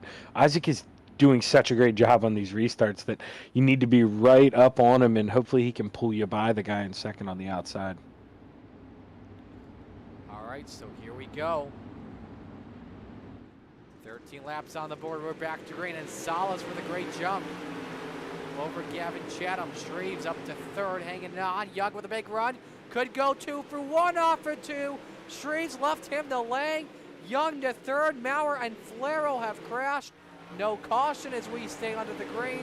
How about that jump for the New Hampshire Rocket up 2 for 1 to 3rd, Zach? He wants more. Yeah, I can't believe he made that work. It almost looked like he went in too high on entry to try to avoid Shreves there, who looked like he was kind of throwing a block, but he made it work and gained a spot. Cross flags up, 15 down. Morano has towed his car to the fence. Race for 2nd, race for 4th, race for 6th. Do we have a race for 8 to appreciate? Don't at the moment. Shreves, some nice defense on Head. Brennan Dittmer, though, up 11 spots, up to 9th. He's really climbing through the field. He's taking advantage of these restarts. Biggest mover throughout this race. We also have Dylan Kinsey crash. He jumped to the fence. We'll take a look at him in a bit. Make sure that he did not fall off. Watch the race for a second. Young up there on Chatham, who's up there with Salas, and he has lap traffic to deal with. This could be interesting approaching Steve Maurer. He lets the leaders go. Yeah, Maurer did a good job of staying low and keeping out of the way there. Brandon Dittmer has crashed. And he is off track. Yellow flag is out. I'm not blaming him for that. One bit. We all know who we're blaming, right? Yeah, me. All right, couple things to look at here. This is Dylan Kinsey first.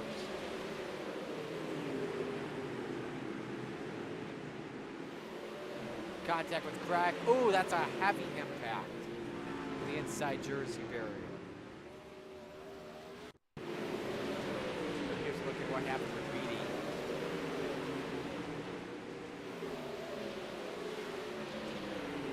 Simply ran off track and lost it by himself. Car got on its side for a second. Right on board with the Spider Monkey.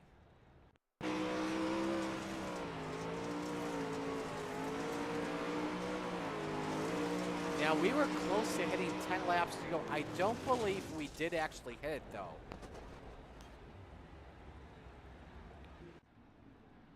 You can see it says that we'll have 11 to go when we come back, I believe. We'll check.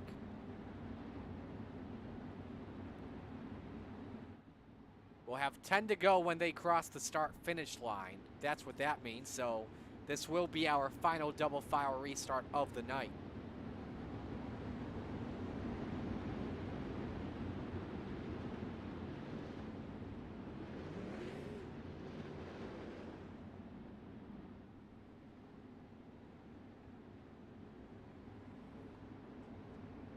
Alrighty.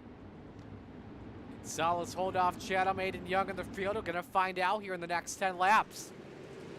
Another great jump on the 99. Let's watch the race for third. Jack Head, maybe Brian Young, 3 wide downstairs. The gentleman is up to P3. Young backs out of it for right now, but we've got a race for the lead. Gavin Chatham goes to the point with 9 laps to go at Lernerville. He decides not to throw a slide job off for 2, but he's able to clear Isaac Salas down the back, Zach Chapman. Yeah, he tested the. Oh, now Isaac gonna get a big run here. He's testing the waters. He's making the bottom work in 1 and 2, but he's struggling a little bit 3 and 4. Jack Hitt with the run. He had to back out of it for second. Salas now all the way below on Chatham for the lead. They touch once again. 3 wide for the lead. Jack Hitt out of nowhere goes to the point fairly, but the yellow flag is out. Way too close to call on who the leader was. It's Salas out in front.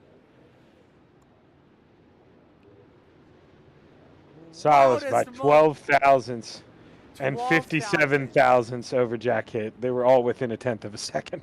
That was the wildest moment of the night in this Rebels feature, folks, without question. Another off track for Jeff Flero, 14th of the night.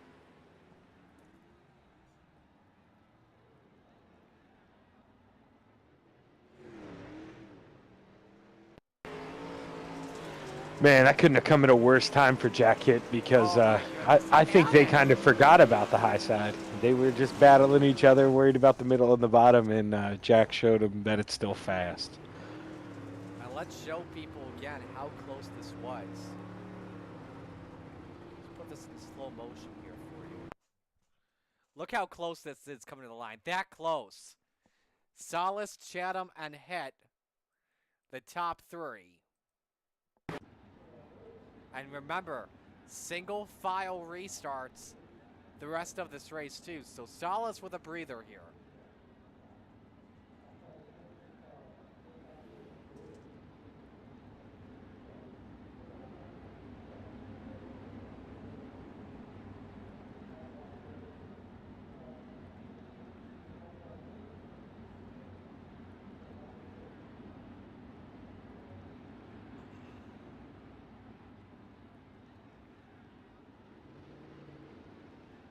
All right, lights are off. 6-lap shootout. To decide who wins this one, Solace, Chatham, or anyone in the field. Here we go. Solace. Great restart. That's the best restart in my opinion he's had this entire night. Chatham rolls the bottom. Hit looks for the momentum off in turn 2. But that low side is cooking with Chatham, and Solace knows it as well. Top 2 stay on the bottom. Everyone else up top. 5 to go.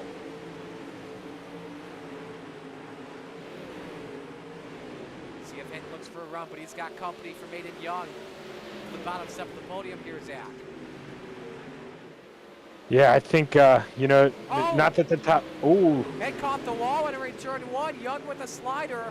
Up to third. Here comes Shreves underneath. Hit tries to throw the needle. They touch wheels. Yeah, there just wasn't room there. Hit did the smart thing after they touched and backed out. He just, nobody to blame but himself on that one getting in the wall. Oh my goodness. How Aiden Young was able to slot his way in there and hang on to third, I don't know. Here's the race for the lead with 2 to go between Solace and Chatham. Here's that. Yeah, Gavin's really reeling him in, but they both want the same line. It seems like so. Oh, Solace shut the door off at 4, and they touch again. Chatham to the lead with 1 to go, and here comes Aiden and Jack. They move up to second and third. Both of them set into turn number 1. They're side by side for second. Chatham shuts the door and plays defense. Hit tries to send it. Chatham with the win. Hit and Young round out the podium. Oh baby, oh baby. Yeah, it looked like Salas just stepped on it a little bit there and got a little squirrely and got into the back of Gavin, but luckily Gavin could hold on to it and pass the lead there. Give it up for the Rebels, folks, as they put on a hell of a race. A hell of a race, folks.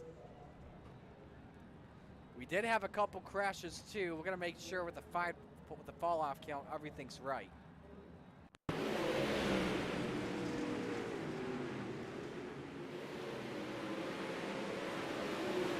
Yep, Dipper fell off. Ooh. He was riding like he was on a bull. 4 guys up 5 spots, but the highest one going to be Jack Hit there, finishing in second. So good job for him. He'll steal the hard charger points. Saw the crash with the bunch as he was coming to the checkered flag. But man, what a race here tonight at Lernerville for the Rebels. The Renegades have their work cut out from them once again, guys. And we said that as well last week when they had 1 caution, and guess what? The Renegades went caution-free. So if you look at the rest of the field and how they finished here tonight, I think we are ready to talk with your top 3. And let's begin with Aiden Young in the 69. Aiden, first off, welcome back. What have you been up to lately? A lot of fire department stuff and a lot of training. Definitely understand, man. Well, how fun was that race tonight? It was really fun. I really had to knock off the rust, but it didn't look like it. Absolutely. You're lucky you didn't have any rust for sure.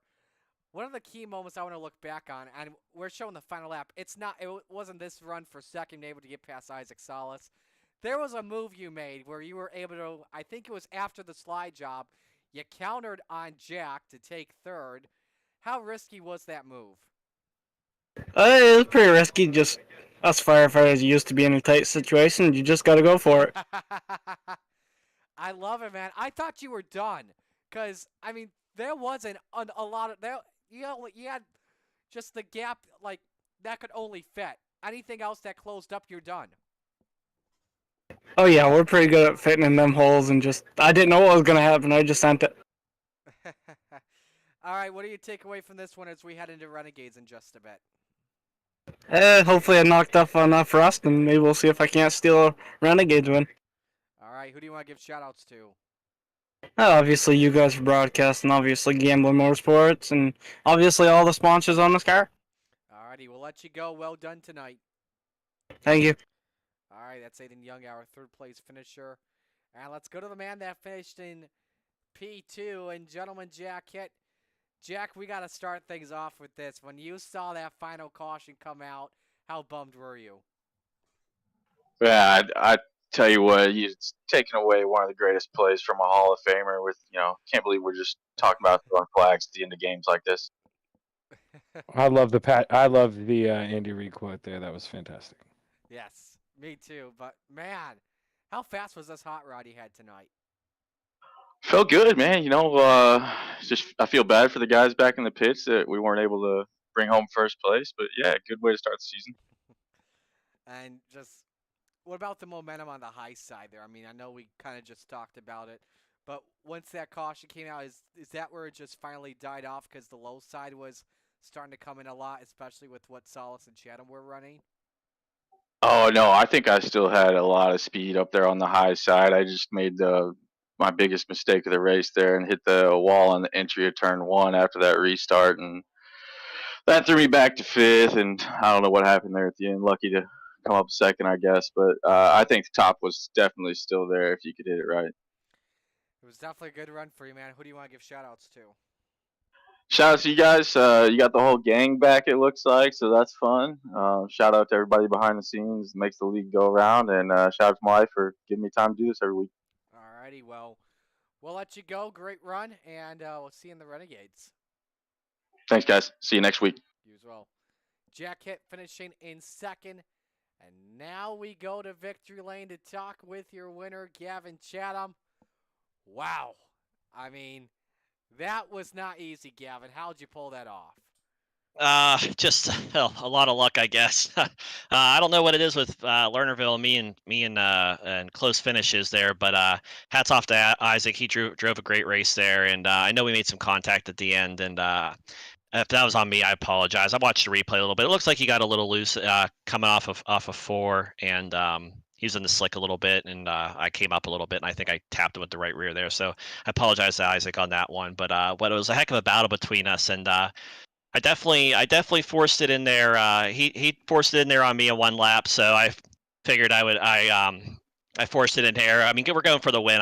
You can't fault anybody for that. But it was a good race between us, and Isaac's a good racer, and it's a good battle. Just had to be consistent. And once I found that bottom, I was able to launch off the corners there, and everyone just seemed like Isaac and everyone else was kind of missing it just a little bit, and I was able to just get that drive off the corner, and I was making really good time, and that's how we were able to pull it off. Hey, that was just some good hard racing there. You two got to be proud of yourselves for the way you guys raced each other with that run in the final laps for sure. Did you see Jack and Aiden coming on you there into turn 1? Obviously, you lost some momentum with the contact. When you're in the car, you feel the pressure around you. So you just feel something's there, and I felt like someone was there, and I just I knew if I just was consistent, hit my lines, and was smooth on the bottom there. I don't think I don't think anyone was going to beat that unless they really hit the top well. I shouldn't say that because that's how I lost it. I lost this race last year off with I think it was Burkhart running the top there. So, but I could feel somebody around me. I knew there's some fast guys. There's always fast guys in this league and in these races. So I always could feel somebody on you. I just be smooth, be focused, and hit your lines, and everything will take care of itself. Who do you want to give shout-outs to? I just want to thank you guys for doing an awesome job with the broadcast. I want to thank Coast to Coast Racing for putting on an awesome league, and all the sponsors, everybody that helps with this league allows us to come out here and do this and put on a good show for everybody. I want to thank Chatham Motorsports, Mike Schick Motorsports, Velocity Race Design, Miller Time Motorsports, and Northeast Outlaw Motorsports. Thank you all the sponsors, all the help. So I want to thank the fans for coming out and watching too and supporting this league. I hope we put on a great show for everybody. I hope they really enjoyed that. And I just want to thank my fans as well for coming out and supporting and watching the races. We'll let you go. Congratulations on the win, and hopefully we talk to you again during Renegades action. All right. Thank you, guys. I'll talk to you soon. Gavin Chatham, your winner here tonight. And with that being said, we'll step aside and take a break. When we come back, Renegades action on the Coast to Coast Racing Network. Stay with us.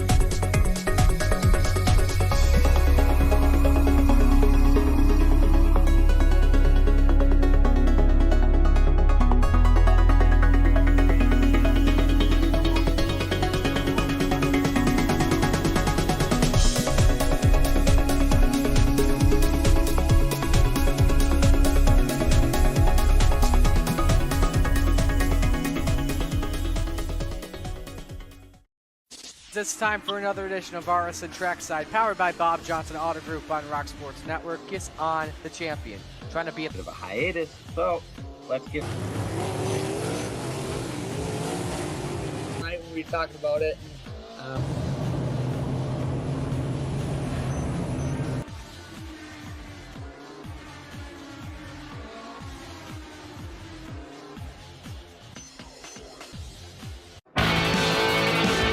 Well, good evening, everybody. Welcome to our weekly race chat. Adam Ross and Clinton Jeffrey are live and interactive every Tuesday night. Rivals Race Chat is your home for race discussion, debate, news, interviews, and more. They'll even take your questions and comments live on the air and talk to some of the newsmakers each week.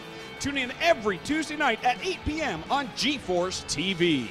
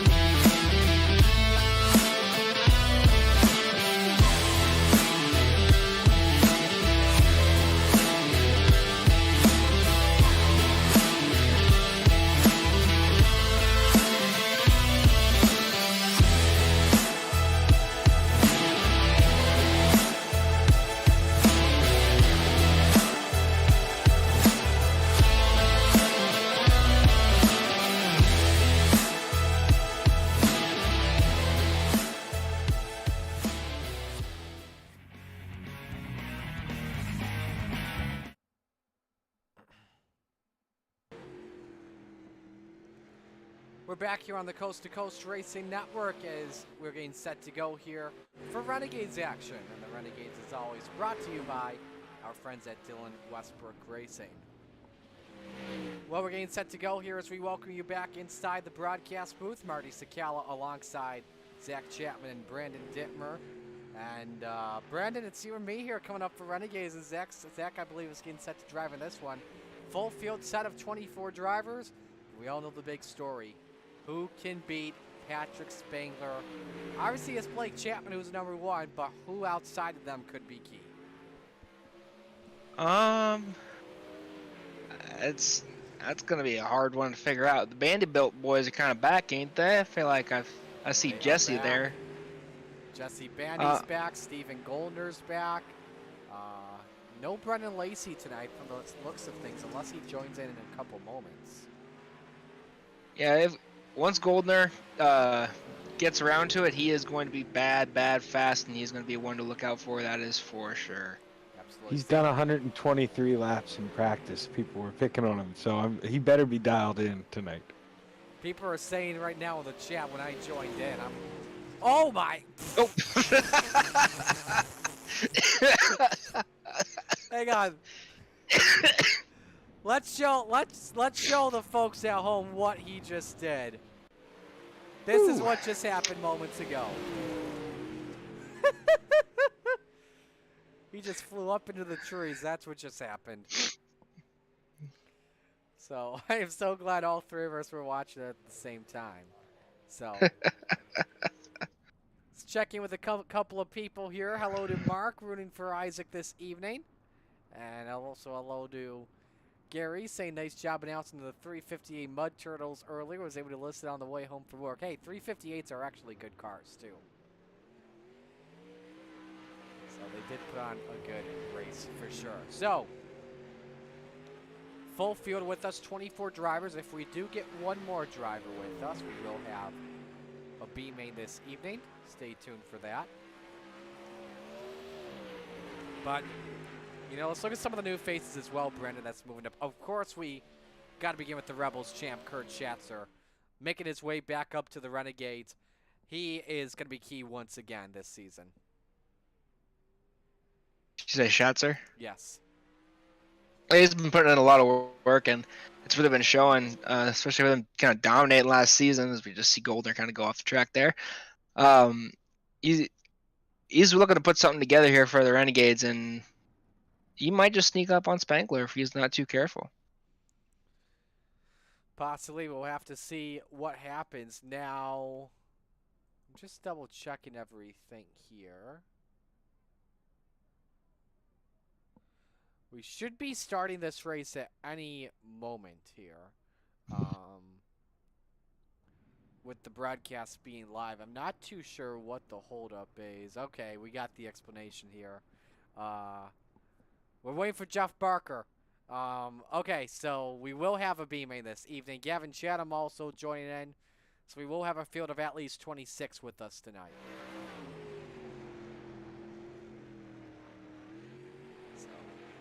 But anyway, yeah, let us know who you're rooting for in chat. It's we're moments away from Renegades action. Gary, we're trying something new out here this evening, so bear with us if it's not fully up to par. We're working on the kinks of things here as we're separating voice audio from Discord altogether from iRacing with something new on the streaming side of things. We're trying everything, but this is as high as I can go without having a blow up on the broadcast, so apologies for that. You may just have to turn your volume up at points in time. So, but we're ready to go for Renegades action. That being said, it's time for heat race number 1, brought to you by Flatline Race. Oh yeah, that's right. We have qualifying too. Force of habit. Qualifying is first here, and first driver we'll watch on the racetrack. You know what? Let's put up Patrick Spangler for the heck of it. Why not? So he'll be the first driver we'll see make his way on to the racetrack.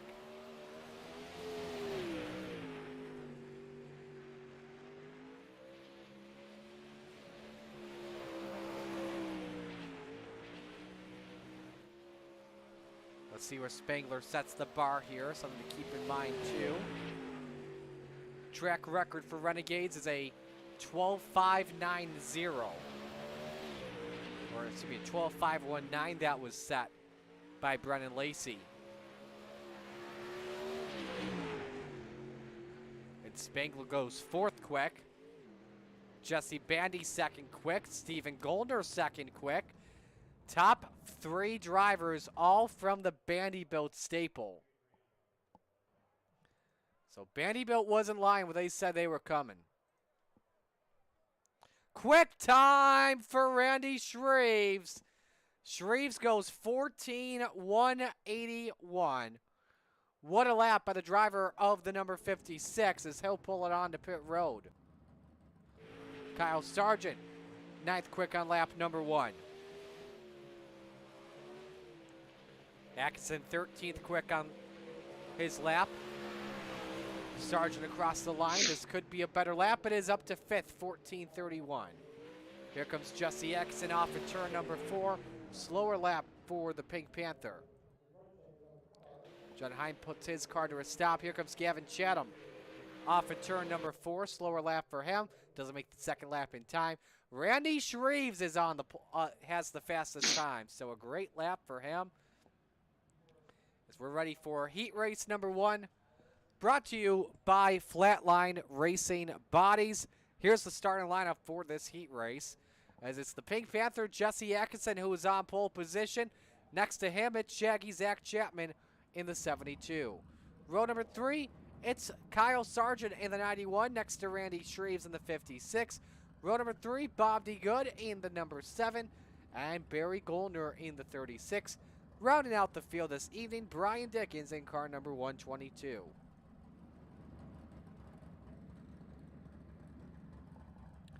Alrighty, Zach, best of luck in this heat.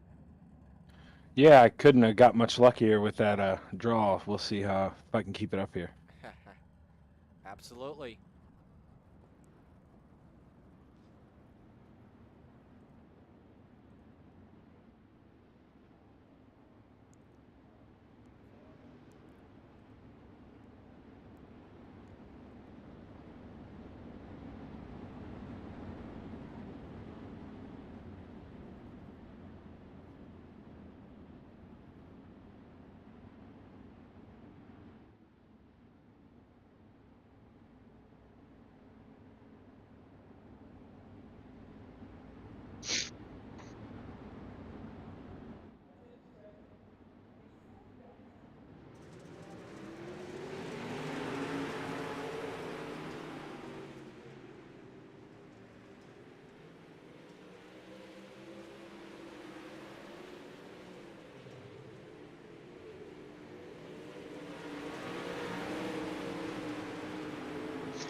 Axton's running that really low line, even doing a little lawn mowing down there, but Chapman's going to come up high, get a very good run. I really like the way he's holding it there on the bottom. Ooh, a little bit of slip up.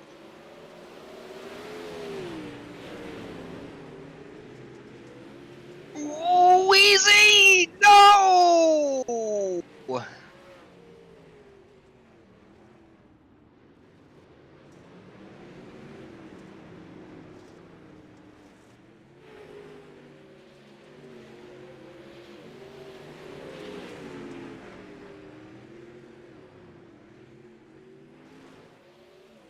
And there he goes over the top. Oh, he brings it back. Oh, come on, come on, Zach, come on. Oh, there goes. Oh no!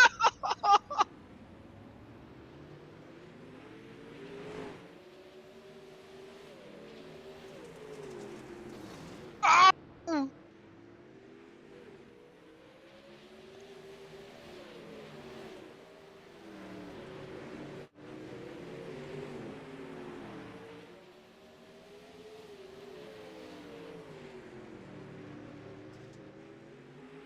Oh. Nice try, Zach. It was a lot of fun for us, that's for sure.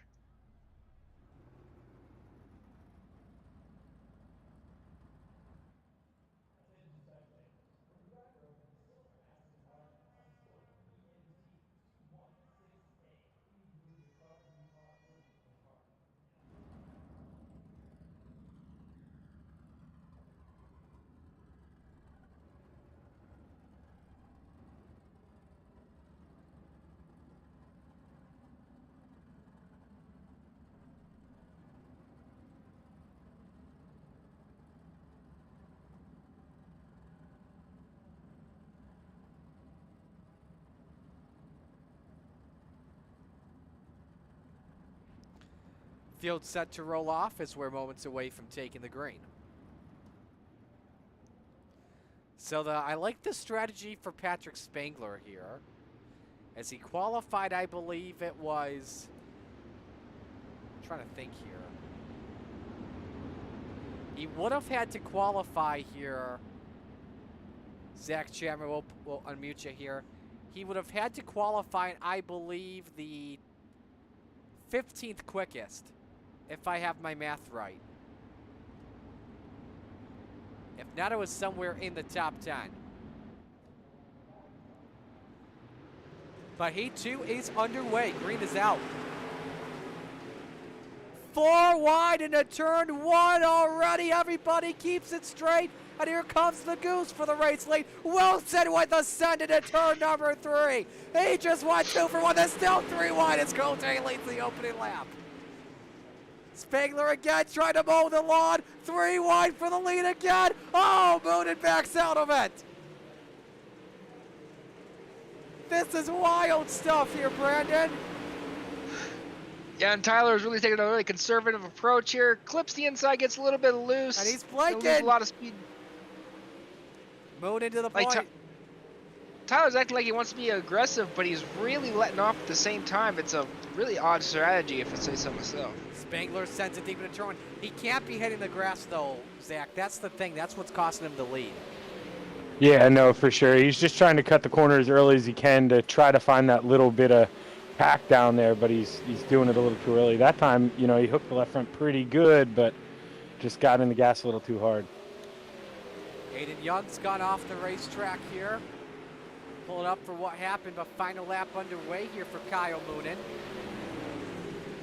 will be the checkered flag in just a matter of moments. Off in turn number 4, Moonen takes the win. For second, it's Wilson over Spangler. Ross finishes 4th, and it's Cranmer, Cote, and Young. Yeah, Cote went off in 3 and 4 on the last lap there. Lost 4th place, I believe. Yep, so that does add on to the fall-off count as Aiden decided it was time to go boating.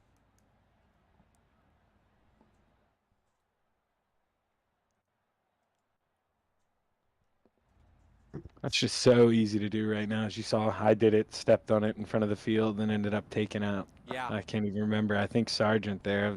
So my apologies on that, but the top, it's so thin right now. You really don't have much help up there.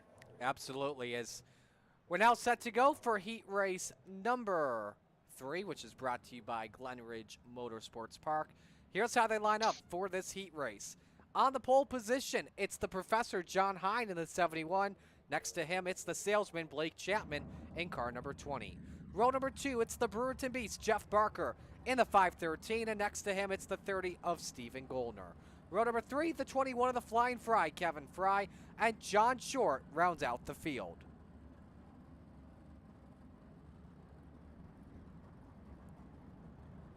Alrighty, as we get set to go, racing field is rolling off for Heat 3. Brandon, what are you expecting in this one?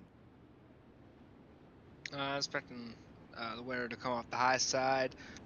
Who's that starting the? Or I see Goldner. Oh, Goldner starting 4th. Oh, he's gonna pull one out. I know he will.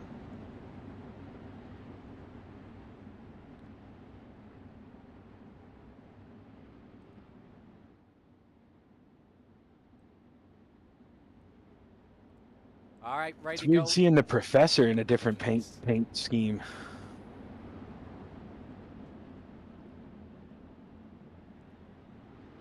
Absolutely is. As here we go. Green flag is out for heat race number 3. 3 wide for the race lead. Oh, hang on, John.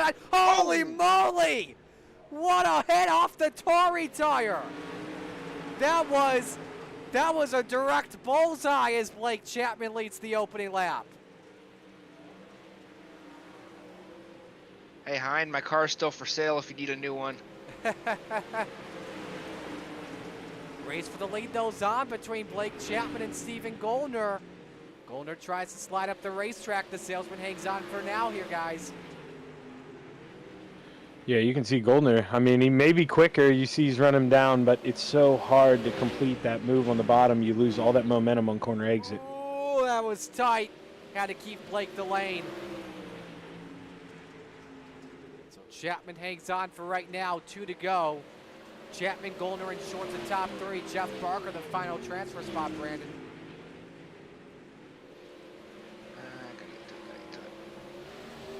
Quickest. Oh, Kevin Fry just went over a little bit. He keeps her going, though. White flag is out. 1 lap to go.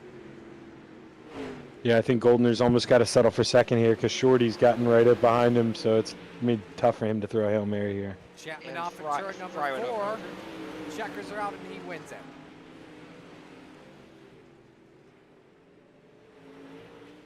All Almost right. looks like something's broken on Fry's car. Now 1 more heat race left to go, but you know what we got to go watch, right? We need to That watch impact John on the Hine. tire. Yep. Not what that brand new paint scheme wanted either. Bang! Look how much airtime he got and landed it. No such thing as bad screen time, though, right? All the sponsors are getting their payoff here. Yeah. The dirt grinders actually worked out for him pretty well, too. So, all right, final heat race set to go, and it's brought to you by Catalytic Recovery. Catalytic Recovery, buyers and processors of catalytic converters and scrap metals.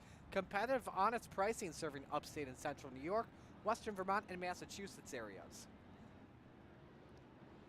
On the front row, it's Gavin Chatham in the 99, and he is actually not called to the grid. So with that, we've got an all dirt track bank front row.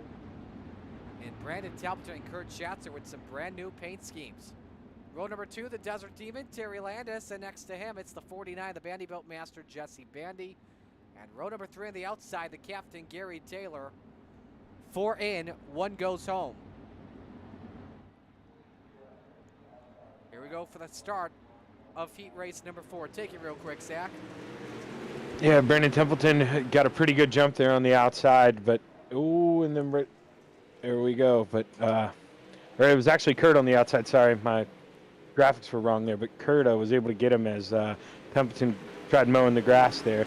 Meanwhile, Terry Landis back there in 4th place. He loves the bottom feed. He's somebody who maybe not now in the heat because there's still a little bit left up top, but you're gonna have to keep an eye on that guy as we go on throughout the night. He'll crawl his way up through the feature for sure. Close calls there as we're working lap number 3. Schatzer, Templeton, Bandy, your top 3.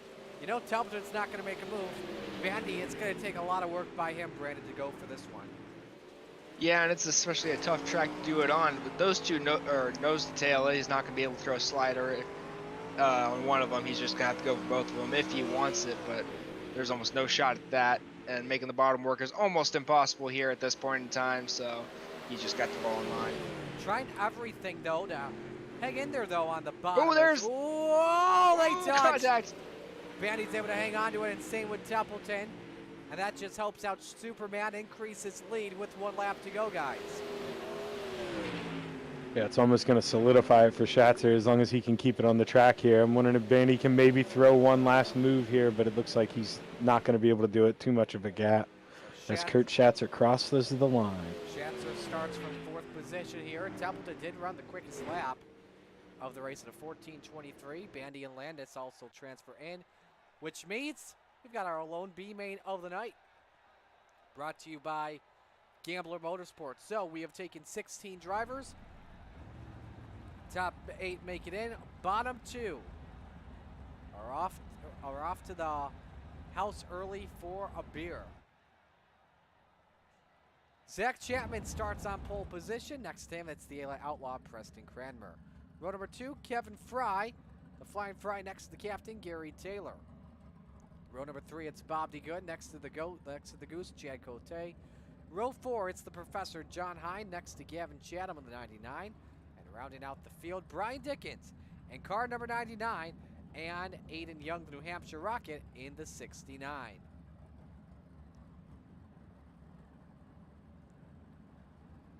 All right, Zach, best of luck in this one.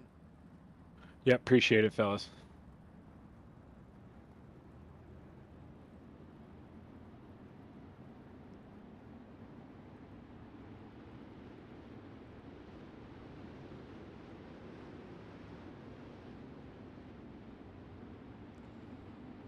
All right, as we get set to go here, Brandon, what are you expecting?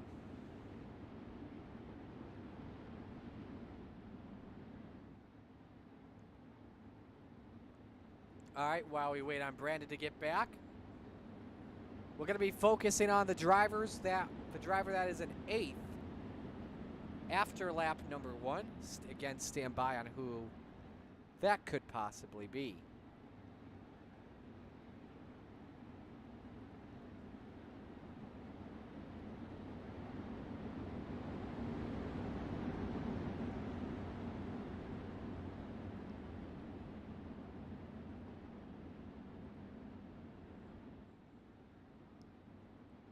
So again, it's Zach Chapman, Preston Cranmer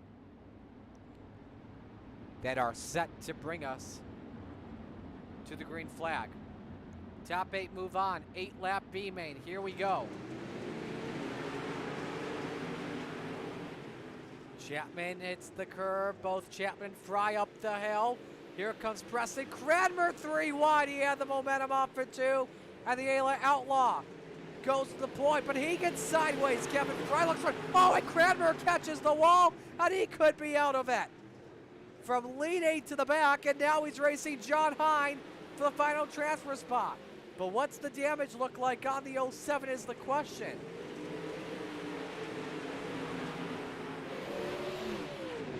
Looks good here, so pretty all good. We still got drivers sideways all over the place. 3 and 4 wide further back. Everybody out here checking up. Nearly 4 wide off for turn 4.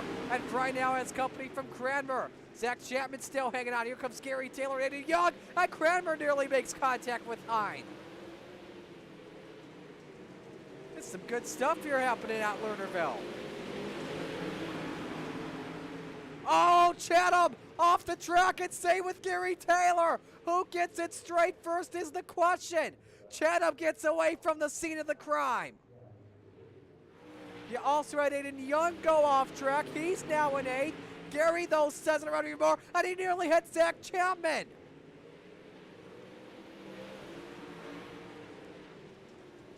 This could get even more interesting with Gary as he is just crab walking it, hoping for an incident to break out with 2 laps to go. Big leads open up, though, for Ada Young, 8.2 seconds, and it's Zach Chapman that is out in front.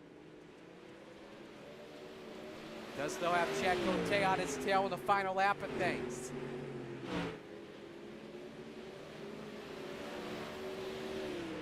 Gap is 0.7 of a second. They're coming to the checkered flag. Chapman with the heat win. The B-main win, rather. Cote 2nd. Hine 3rd. The good 4th. Cranmer 5th. Fry 6th. Aiden Young 7th. And Gavin Chatto, the final car in 8th. Man, Brandon, you missed it. We'll talk about it, though, when we hit the break. So we'll stop aside here on the Coast to Coast Racing Network. Stay with us.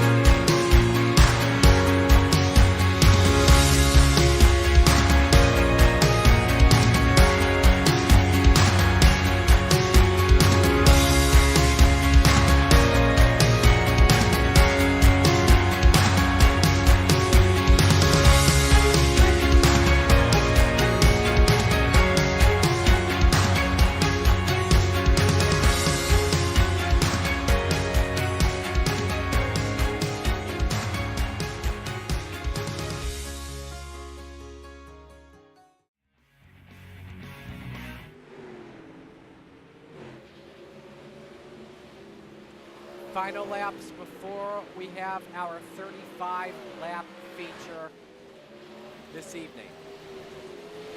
Patrick Spangler, that's the quickest. Tyler Wilson, second quickest. Right now, we have got 1, 2 training wheels racing. As I say that, Moonen jumps up second, and Wilson now goes to the top of the charts. We've got something interesting around the corner here coming up, Brandon. What do we got? 35 laps, a stacked field, and I think And we got some warriors out there that could take out Blake Chapman and Patrick Spangler for the win tonight. This is going to be a fun race to watch here. Excuse me while I try not to die from coughing. It's okay. I've been Got doing Moonin starting outside front row. He's going to be a good one to watch if he can hang on to it. He's, as we just watch him absolutely pile up at the end of practice. Wilson starting back there in 6th. He's going to be a good one to watch as well. This is, they're going to have a run for their money. Absolutely. With that being said, it's now time to meet our field of 24. Here's the RSN trackside starting lineup. On the pole, the Pink Panther, Jesse X in the 127. Next to him, it's the Money King, Kyle Moonin in the 24. Row number 2, the Salesman, Blake Chapman in the 20. And Superman, Kurt Schatzer in the 218. Row 3, Randy Shreves in the 56. And the Macho Man, Tyler Wilson in the 42. Row 4, Steven Gollner in the 30. And B-Temp, Brandon Templeton in the 31. Rounding out the top 10, Barry Goldner in the 36. Next to the high side banger, Patrick Spangler in the 39. Row 6, John Short in the 51. Next to the Bandybuilt Master, Jesse Bandy in the 49. Row number 7, Kyle Sargent in the 91. Next to Devo, Donovan Ross in the 02. Row number 8, it's the Brewer to Beast, Jeff Barker in the 513. Next to Terry Landis, the Desert Demon, in car number 161. Final third of the field look like this. Row number 9, it's Shaggy Zach Chapman in the 72. Next to the Goose, Chad Cote in the 11. Row 10, the Professor, John Hine in the 71. Next to Bob D. Good in the 7. Row 11, the Outlaw, Preston Cranmer in the 07. And the Flying Fry, Kevin Fry in the 21. Rounding out the field, the New Hampshire Rocket, Aiden Young in the 69. And the 99 of Gavin Chatham. No call from Terry Landis to grid. He may be gridding in late. One lap to green here. Zach, best of luck tonight. Yeah, I noticed what I heard you say. Somebody didn't call to grid. I saw a couple people disappear. I may be a lap and a half short on gas, and I'm wondering if other people noticed the same thing and went and added gas real quick. Interesting. Well, best of luck. Appreciate it. Brandon, real quick, your pick to win. Pick to win. Give me Wilson. Alrighty, I like it. Give me Spangler to get it done. Where else would you rather be than right here, right now? Showtime at Lernerville.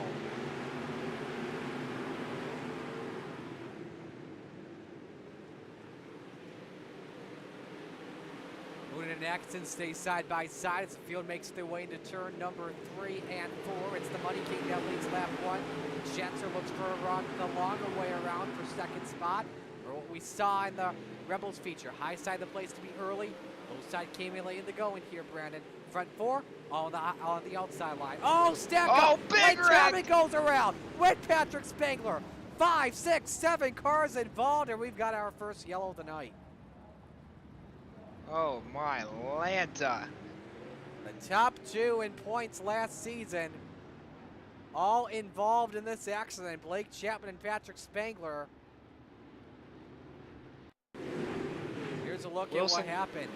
Wilson got caught up in Schatzer, and Chapman got into him, and it was just on from there. Yeah, Chapman just did not expect the stack up to happen like that. Look at all those wrecked race cars.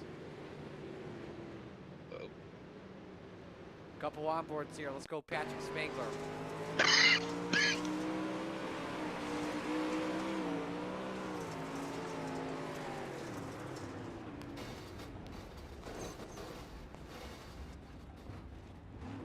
Let's go, Bandy.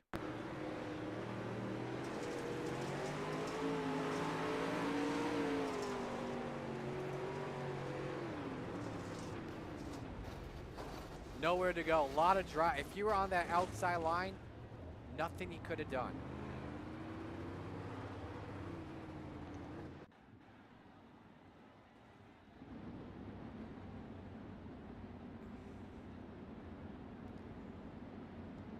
You want to know who that yellow benefits, though, Brandon Dittmer? Terry Who's that? Landis. Because remember, That's Terry he Landis. started late because I would assume he had to come in and get some extra fuel. And was able to come back in on the lead lap. Now he bunches back up with the field. back in 22nd. Kyle Moon selects the low line. Him and Jesse Atkinson share row 1. Kurt Schatzer, Tyler Wilson, row 2. Stephen Goldner, Brandon Templeton, row 3. John Short, Donovan Ross, row 4. Kyle Sargent, Barry Goldner round out the top 10. Here we come back to the green flag. Nice time from Atkinson on the restart with Moon, and he's tucks in right behind the tail tank of the 24. 3 wide off at 2. Wilson with the advantage for the 4th position. Short looking low on Steven. Goldner, check up. Schatzer caught the wall. He touched the tire, and B-Tub's up on the wall. Those 2 drivers go off the racetrack, and no caution flag. We stay under the green for now. It's Atkinson, though, with the advantage out in front, Brandon. That's for 2nd. Now we have more drivers off the track. What was that? 4 drivers that all went off the track in a lap. Yeah, that was some stuff. And I think Templeton's actually going to get a spot back. Whoa. We'll double check on that in just a moment. Let's show you what happened first with Schatzer and B-Town. Schatzer catches the tire of Atkinson. He was just sideways because Templeton didn't know where to go. Because he was able to keep the wheels rolling and keep it straight, I think you're right. He does take his position back. He might be getting a spot back, but he should really go in for repairs. That car is beat to absolute heck, and it is not going to be very fun to drive out there for very long. He's not going to hold on. Kevin Fry was trying to come back on track and just did not expect Jesse Bandy in his path. Here's a look. Oh. Fry just had a terrible merge. So Kevin Fry went off track twice. That puts our fall off count, ladies and gentlemen, tonight to 25.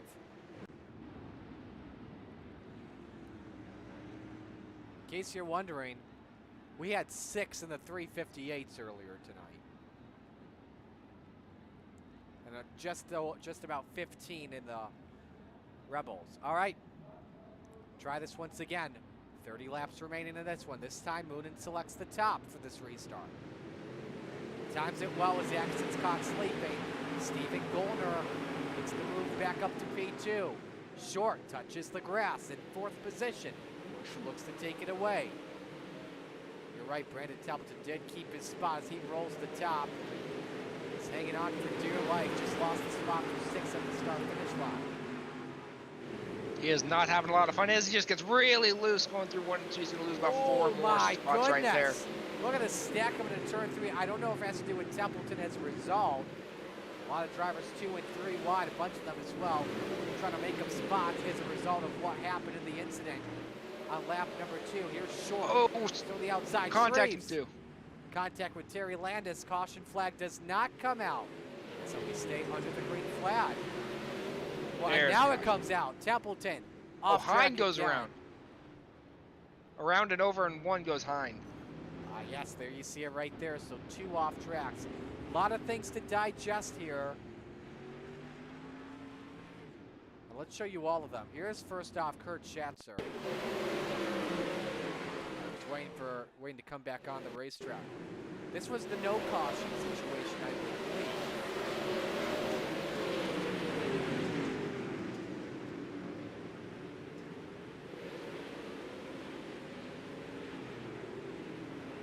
Yep, that was the no caution scenario there.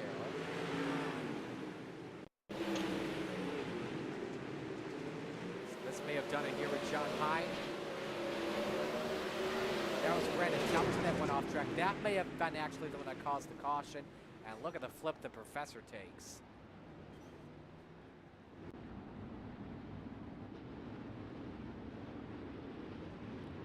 We could be hitting a fall off count of 30, folks.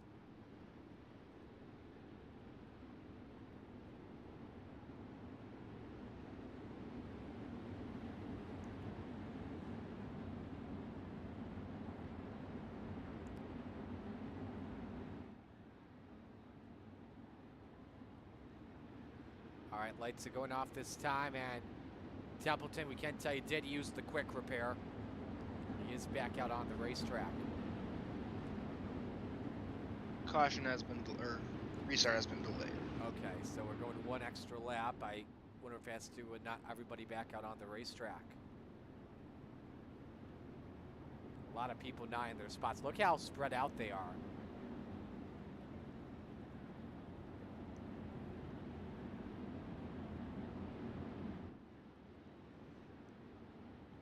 Now the lights are turned off.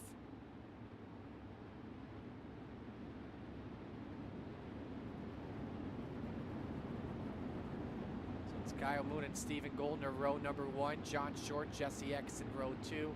Kyle Sargent, Tyler Wilson, row 3. Zach Chapman, Chad Cote, row 4. Patrick Spangler, Donovan Ross round out the top 10. So a bunch of drivers involved in the first accident. They're going to make their way up a bunch of spots. Here we come back to the green flag. Top 2 stay put in line. John Short stays in the 3rd spot. 4 wide in turn 1, barely. Chapman sideways, contact with Cote. The Goose is able to find a way to make a good stay. That puts him back in 15th. Back up front, 3 and 4 wide. One driver run off track.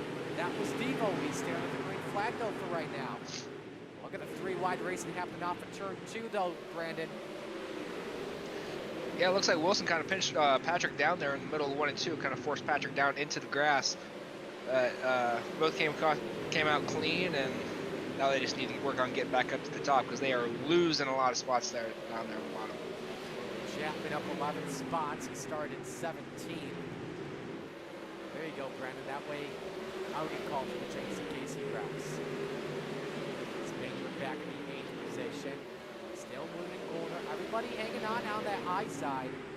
Nobody taking any big risk going downstairs, but Moon may have opened the door for Goldner. Now he tucks it back. Here comes Wilson, kind of working on Chapman. Doesn't really throw a slide job, and he's going to lose a spot to Spangler as well. Teammates in 7th and 8th. Blake Chapman now back in 9th. Randy Shreves is in 10th. Without question, longest run we've had this race is Atkinson sideways. He caught the outside off in turn 2, and that cost him the 3rd spot to John Short. But a while since we've seen Shorty on the podium. Now Atkinson throws the slide job back at Short. The race for the podium's getting good here as they're Hoosier to Hoosier in the 3 BD. It is a sketchy slide job to pull on this track because there's nothing there to catch contact. Oh, whoa, hang on, Kyle. Around he goes. Oh, Kyle goes around. No. Hey, no damage though, better than getting T-boned there, which we nearly saw happen. Man, oh man, that was sketchy stuff. Just simply touched tires. I thought here they were going to go up the track right into Spangler. I thought Spangler was going to have to use his first drop immediately. But everyone was able to scatter and dodge the bullet.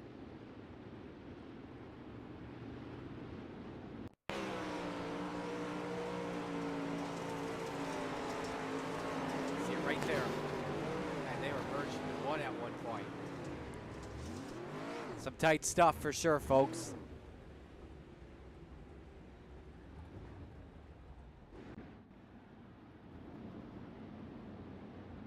So that'll put them to the rear. So we did see, though, at one point under that run, Brandon, we did see Moonen on the middle line allowing Goldner to close in just a bit, but he may have let off the throttle to let Moonen tuck back in line. When will the gloves come off here for the Vanderbilt teammates? I'm gonna say the last 10 laps. The first 25, you can kind of sit back and kind of let you go as is and make it work. You're just kind of gaining information. If you let somebody by you, I think you're just gonna gain information on them to see what works for them. And then you can pounce on them and go at them later in the race. Doubling the field up here, 20 drivers on the lead lap. 2 drivers out of the race, Kurt Schatzer and Jesse Bandy. Biggest mover of this race so far is Kevin Fry, up 12 spots in the 10th position.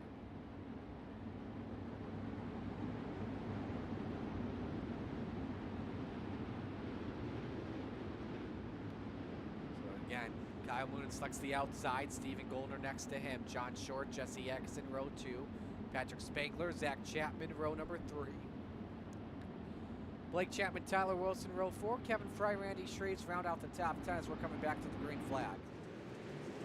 And Steven there spun the tires. John Short may have a look for second spot. Atkinson wants a look for P2 as well. Zach sideways off the corner. Here comes Blake Chapman down low. Patrick got a really good restart, and he's really making it work to his advantage, but he's got to be careful on the backside of John Short because he goes low. He knows he's going to lose another spot or two to Atkinson and possibly Chapman. Wilson tried a slide job there. Challenged by Blake Chapman for 7. Well, it's Kevin Fry. A slide job by Spangler. The third spot, he takes it for now, but Short's able to counter it back. Top 2, oh! Short Spangler really clears wanna- him down the Caution. Oh, caution. Terry Landis off track. And your top 2 as well, Moonen and Goldner. They were approaching some lap traffic too.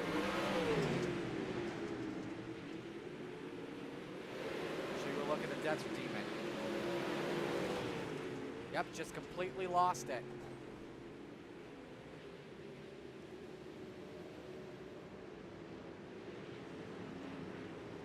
If I were to guess, left sides were on the track, right sides were over the banking.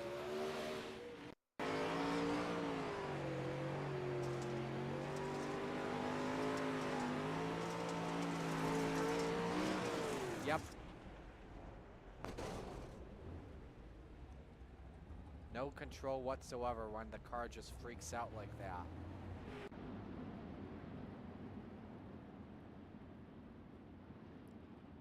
Luckily, just tail tank damage for the 161. Didn't go over. We know how light these sprint cars get with the weight. You get those back tires over that berm, and it is pretty much, you can say goodbye to your race car and your track position because you're not fighting back from that. It's pretty much Wool Nelly from there. Hey, speaking of that, I know, and again, we mentioned this earlier, and thank you all for your support in the new role I'm taking going forward with CRSA Sprints, but actually going to be featured on the Wool Nelly podcast this Thursday talking about the new gig. Definitely appreciate Daniel Nelligan for having me on. A good friend of mine and a colleague as he race chases like I do. All right, 14 to go when we come back to this green flag.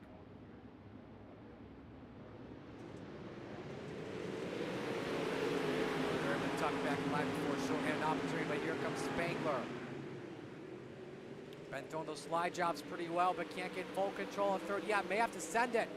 And in turn 3, he can't. Short could get third back here at the line. Spangler even loses fourth to Zach Chapman. That's big, Brandon. Yeah, that is very big. Chapman's up there on Blake that. Chapman goes around and collects as well Jesse Exon and Jeff Barker. But the salesman has gone sideways again. Ooh. Barker got a piece of that as well. That's tough. Let's see what kind of damage Blake Chapman has to his vehicle. A lot of front end damage to the front of Blake's car. That is not going to be a fun ride the rest of the way. Yeah, Atkinson got sideways in front of Blake Chapman, leaving him with nowhere to go. Let's show you what happened with Jesse. We're right on board with them, and he was running in the top 5. Just barely. There it was, the contact off of Tyler Wilson. Some sideways, and there is Jeff Barker with nowhere to go. Let's go up over with Blake.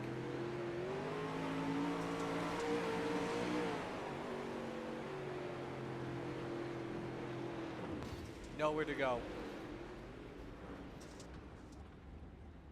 And yeah, Brandon, if you're right, if he used that quick repair, he's actually coming back on track, so I think he may have actually saved his quick repair at the right time, so definitely well worth it. Yeah, I'd say so. It's definitely tough when you wreck early in the race. You think like maybe it's maybe I should use it now. I've definitely been in that situation where I've made the wrong call when to not use it, but some of these guys are just plain old smarter than me. Alrighty, try this once again. Anyone stop the Vanderbilt drivers? Gets in front of Zach Chapman. Bottom line has yet to come in. They came in at this point in the Rebels feature. See if anyone tests it out. John Short stuck in the middle groove. Spangler decides to go all the way downstairs. 3 wide and Short made contact with Gavin Chatham as Spangler again sends it in deep. And he's just losing even more spots. He's down to 7th, making 8th if Short can get by him. He's been trying that bottom time and time again, and it's just not working out for him, unfortunately. He's just got to or know when to say when and just limit the damage that he's already created. 10 laps to go. Here comes Wilson. Low on Zach Chapman doesn't work. Could lose a spot to Gavin Chatham. How about Chatham? Started in last position. Was the final car. Oh, Cote's off the track. We'll stay under the green flag though. But how about Gavin Chatham? Was the final car in barely. Getting away from the scene of an accident first. He is in 4th spot after up 20 spots. Go for a mug. Oh, Wilson's now off the track. Oh, contact was between Blake Chapman as well. Oh, no. And also collects Preston Cranmer, and now heavy damage on the front of Chapman. That may do it for him. My, oh my. And Blake has towed it. He is done for the day. That will most likely be a strap race. There you go for Wilson. Let off hard for Barker. Atkinson got into him. Preston Cranmer also got into him. And I think Devo also got a piece there too and just tore that front end apart. Yep, just a stack up. Oh, man. Not a good day for the KSR team. Go on board with Ross.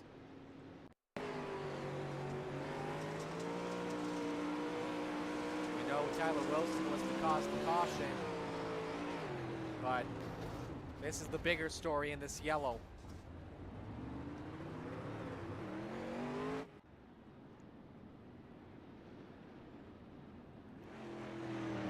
Now I can't remember, but I think the last time here, Brandon, we saw a Vanderbilt car go to victory lane. It was either in the summer with Moonen, or it was in the spring with either Gollner, Lacey, or Moonen. I can't even remember.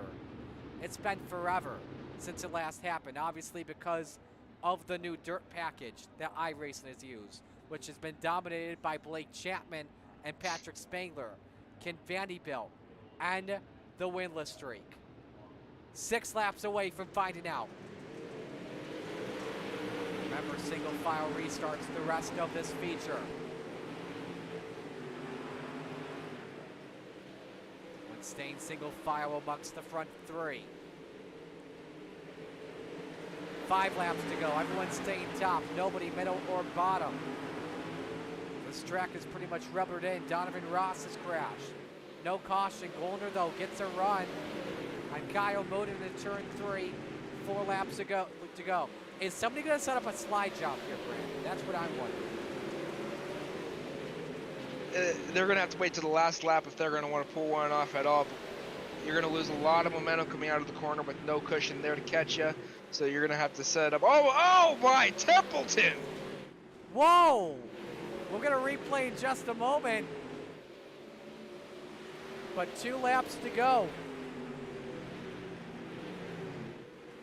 And Moonen's opening up the gap 0.3 of a second over Stephen Gollner. Only thing he doesn't want to see is a yellow flag to set up overtime. Field makes their way through 3 and 4. We're on the last lap here. Kyle Moonen or Stephen Gollner. There is some lap traffic to deal with though. Let's see if Gollner sends it in. Goes for it deep. Off for 4. Moonin the winner. The Vanderbilt winless streak is over. The Money King taking him back to victory lane. It's a 1-2 Vanderbilt finish.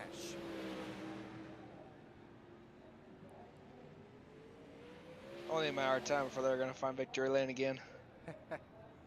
Wasn't a matter of if, it was a matter of when. A couple of things we got to show you. First off, Donovan Ross had crashed. Oh, a lot of neck code on Templeton's.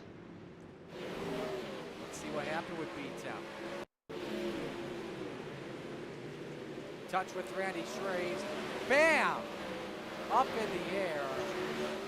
I think that car just went out of the ballpark pretty much. Maybe even a DQ at the same time, but your top 3 posing for a photo. And something had happened with Gavin Chatham late in the going. We had told you he was up 20 spots. Hard Charger Tights Kevin Fry up 17. And him and Aiden Young each started 22nd and 23rd respectively. Fry obviously breaks the tie from finishing position.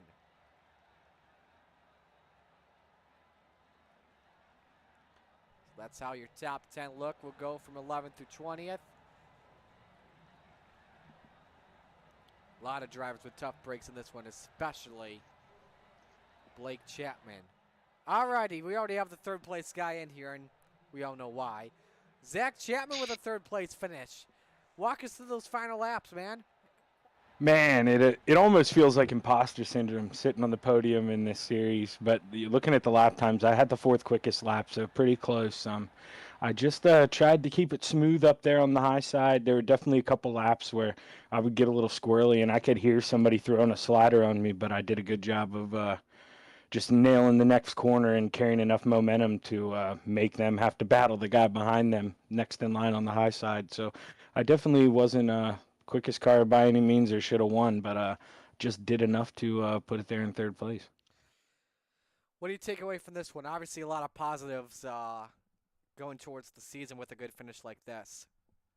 Yeah, definitely can't go wrong with 3rd there to start the race. It seemed like definitely it was a product of luck. I heard you guys calling some big names getting into accidents, but you got to take it how you can get it. And to get through this with only 4X sounds like a lot on normal nights, but I think that's okay, and I think it'll be okay to carry on. Who do you want to give shout-outs to? Shout-outs to all my teammates at Gambler. John worked hard on the setup this afternoon, made me real fast. I was definitely competitive at the end. My dad for sponsoring, my wife for always letting me do this. You and Brandon, I have so much fun doing this with you guys on Monday nights. I really appreciate you guys letting me join along. And, of course, Andy Piercefield over there with Cool Ray. And last but not least, Roger Craig. He does so much. There's so much complaining and stuff going on behind the scenes, and Roger does a good job of playing dad and keeping us all in line. And without him, we wouldn't have any of this. We'll let you go, man. Great job tonight. And we'll keep you in here for final thoughts in just a moment. Let's go to our 2nd place finisher in Steven Goldner. Steven, I know it's not the win you wanted. However, though, the winless streak is over for Vanderbilt, and I'm sure you'll take that for sure. Yeah, I mean, I figured I'd just give Moon a gift there. It's been a long time since he's been in victory lane, so I figured I'd let him win this one. Maybe I'll win next week. So a 1-2 finish for Vanderbilt. What's this message you guys are sending? Is it that you guys are back? I mean, hopefully, some of us. I know Lacey was talking about coming, and then he's got stuff on the go and can't commit, I guess. So hopefully he'll be back next week. Maybe we can go 1, 2, 3. Who do you want to give shout-outs to? Vanderbilt Race Cars, Fossey Race Designs, Fitz Perfect Photography, all the guys at Vanderbilt. They're great group of guys to hang out with. Moon Racing Engines. Gotta thank John Shore from Crate Sim Racing for the setup tonight, and Dylan Westbrook Racing for the title sponsor for the Renegades. You guys for the broadcast, and Roger and everyone with the league. Alrighty, we'll let you go, man. Great job tonight. Hopefully we talk to you next week. Thanks. Hopefully we do. Steven Goldner finishing in 2nd tonight. Now we go to the dominant man of the race in victory lane. Kyle Moonen's back, ending the Vanderbilt winless streak. How's that feel? It's pretty good actually. It's pretty good because I haven't ran very well lately at all, as far as dirt goes. So definitely good to be back. Absolutely good to see you back once again. So walk us through this one. It was tough to pass. You know, we saw in Rebels the low line come in.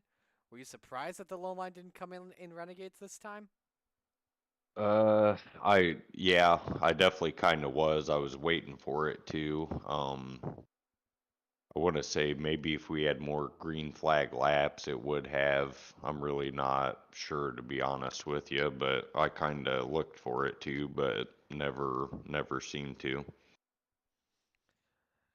Steven told us what the message was. Hopefully, I asked him what the message was for Vanderbilt if they are back. He wasn't sure yet, obviously with Brent Lacey stuff, but I want to ask from your perspective: is Vanderbilt back? I think so. We're gonna try running a little bit more this season and try getting back on top of our stuff. So we'll see though. Next week, I believe we are headed to Fairbury. First time we've been to Fairbury in a while. What are you expecting out of this one? I'm definitely gonna try to stay out of trouble, for sure. Just finish a race and kind of go from there. So. Who do you want to give shout outs to? All the guys at Vanderbilt, Roger for believing in me. I think everyone thought Spangler or Chapman were gonna win it, or Lacey or Goldner. So I came out there, and you guys for the broadcast and everyone that helps put on the league. Alrighty, well, we'll let you go. Congratulations on the win. Vanderbilt back at Victory Lane. Thanks, Marty. Absolutely. So with that, let's bring everybody back in here and give final thoughts here as we head into Fairbury next week. Brandon, we'll start with you.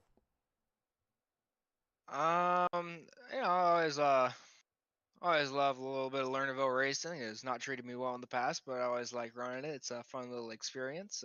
As for next week, I'd rather not say anything. We'll see what happens. Zach? Yeah, definitely. I'm on cloud nine right now. I think this may be my first podium in this A series, so I'm super excited, and hopefully I can carry the momentum into Fairbury. I do like those little bull ring tracks, and hopefully we can carry a big field like we did tonight. And I think that track will definitely open up for 2 lanes if we can put a lot of wear and tear on it. Absolutely. With that, we're going to sign off here for tonight.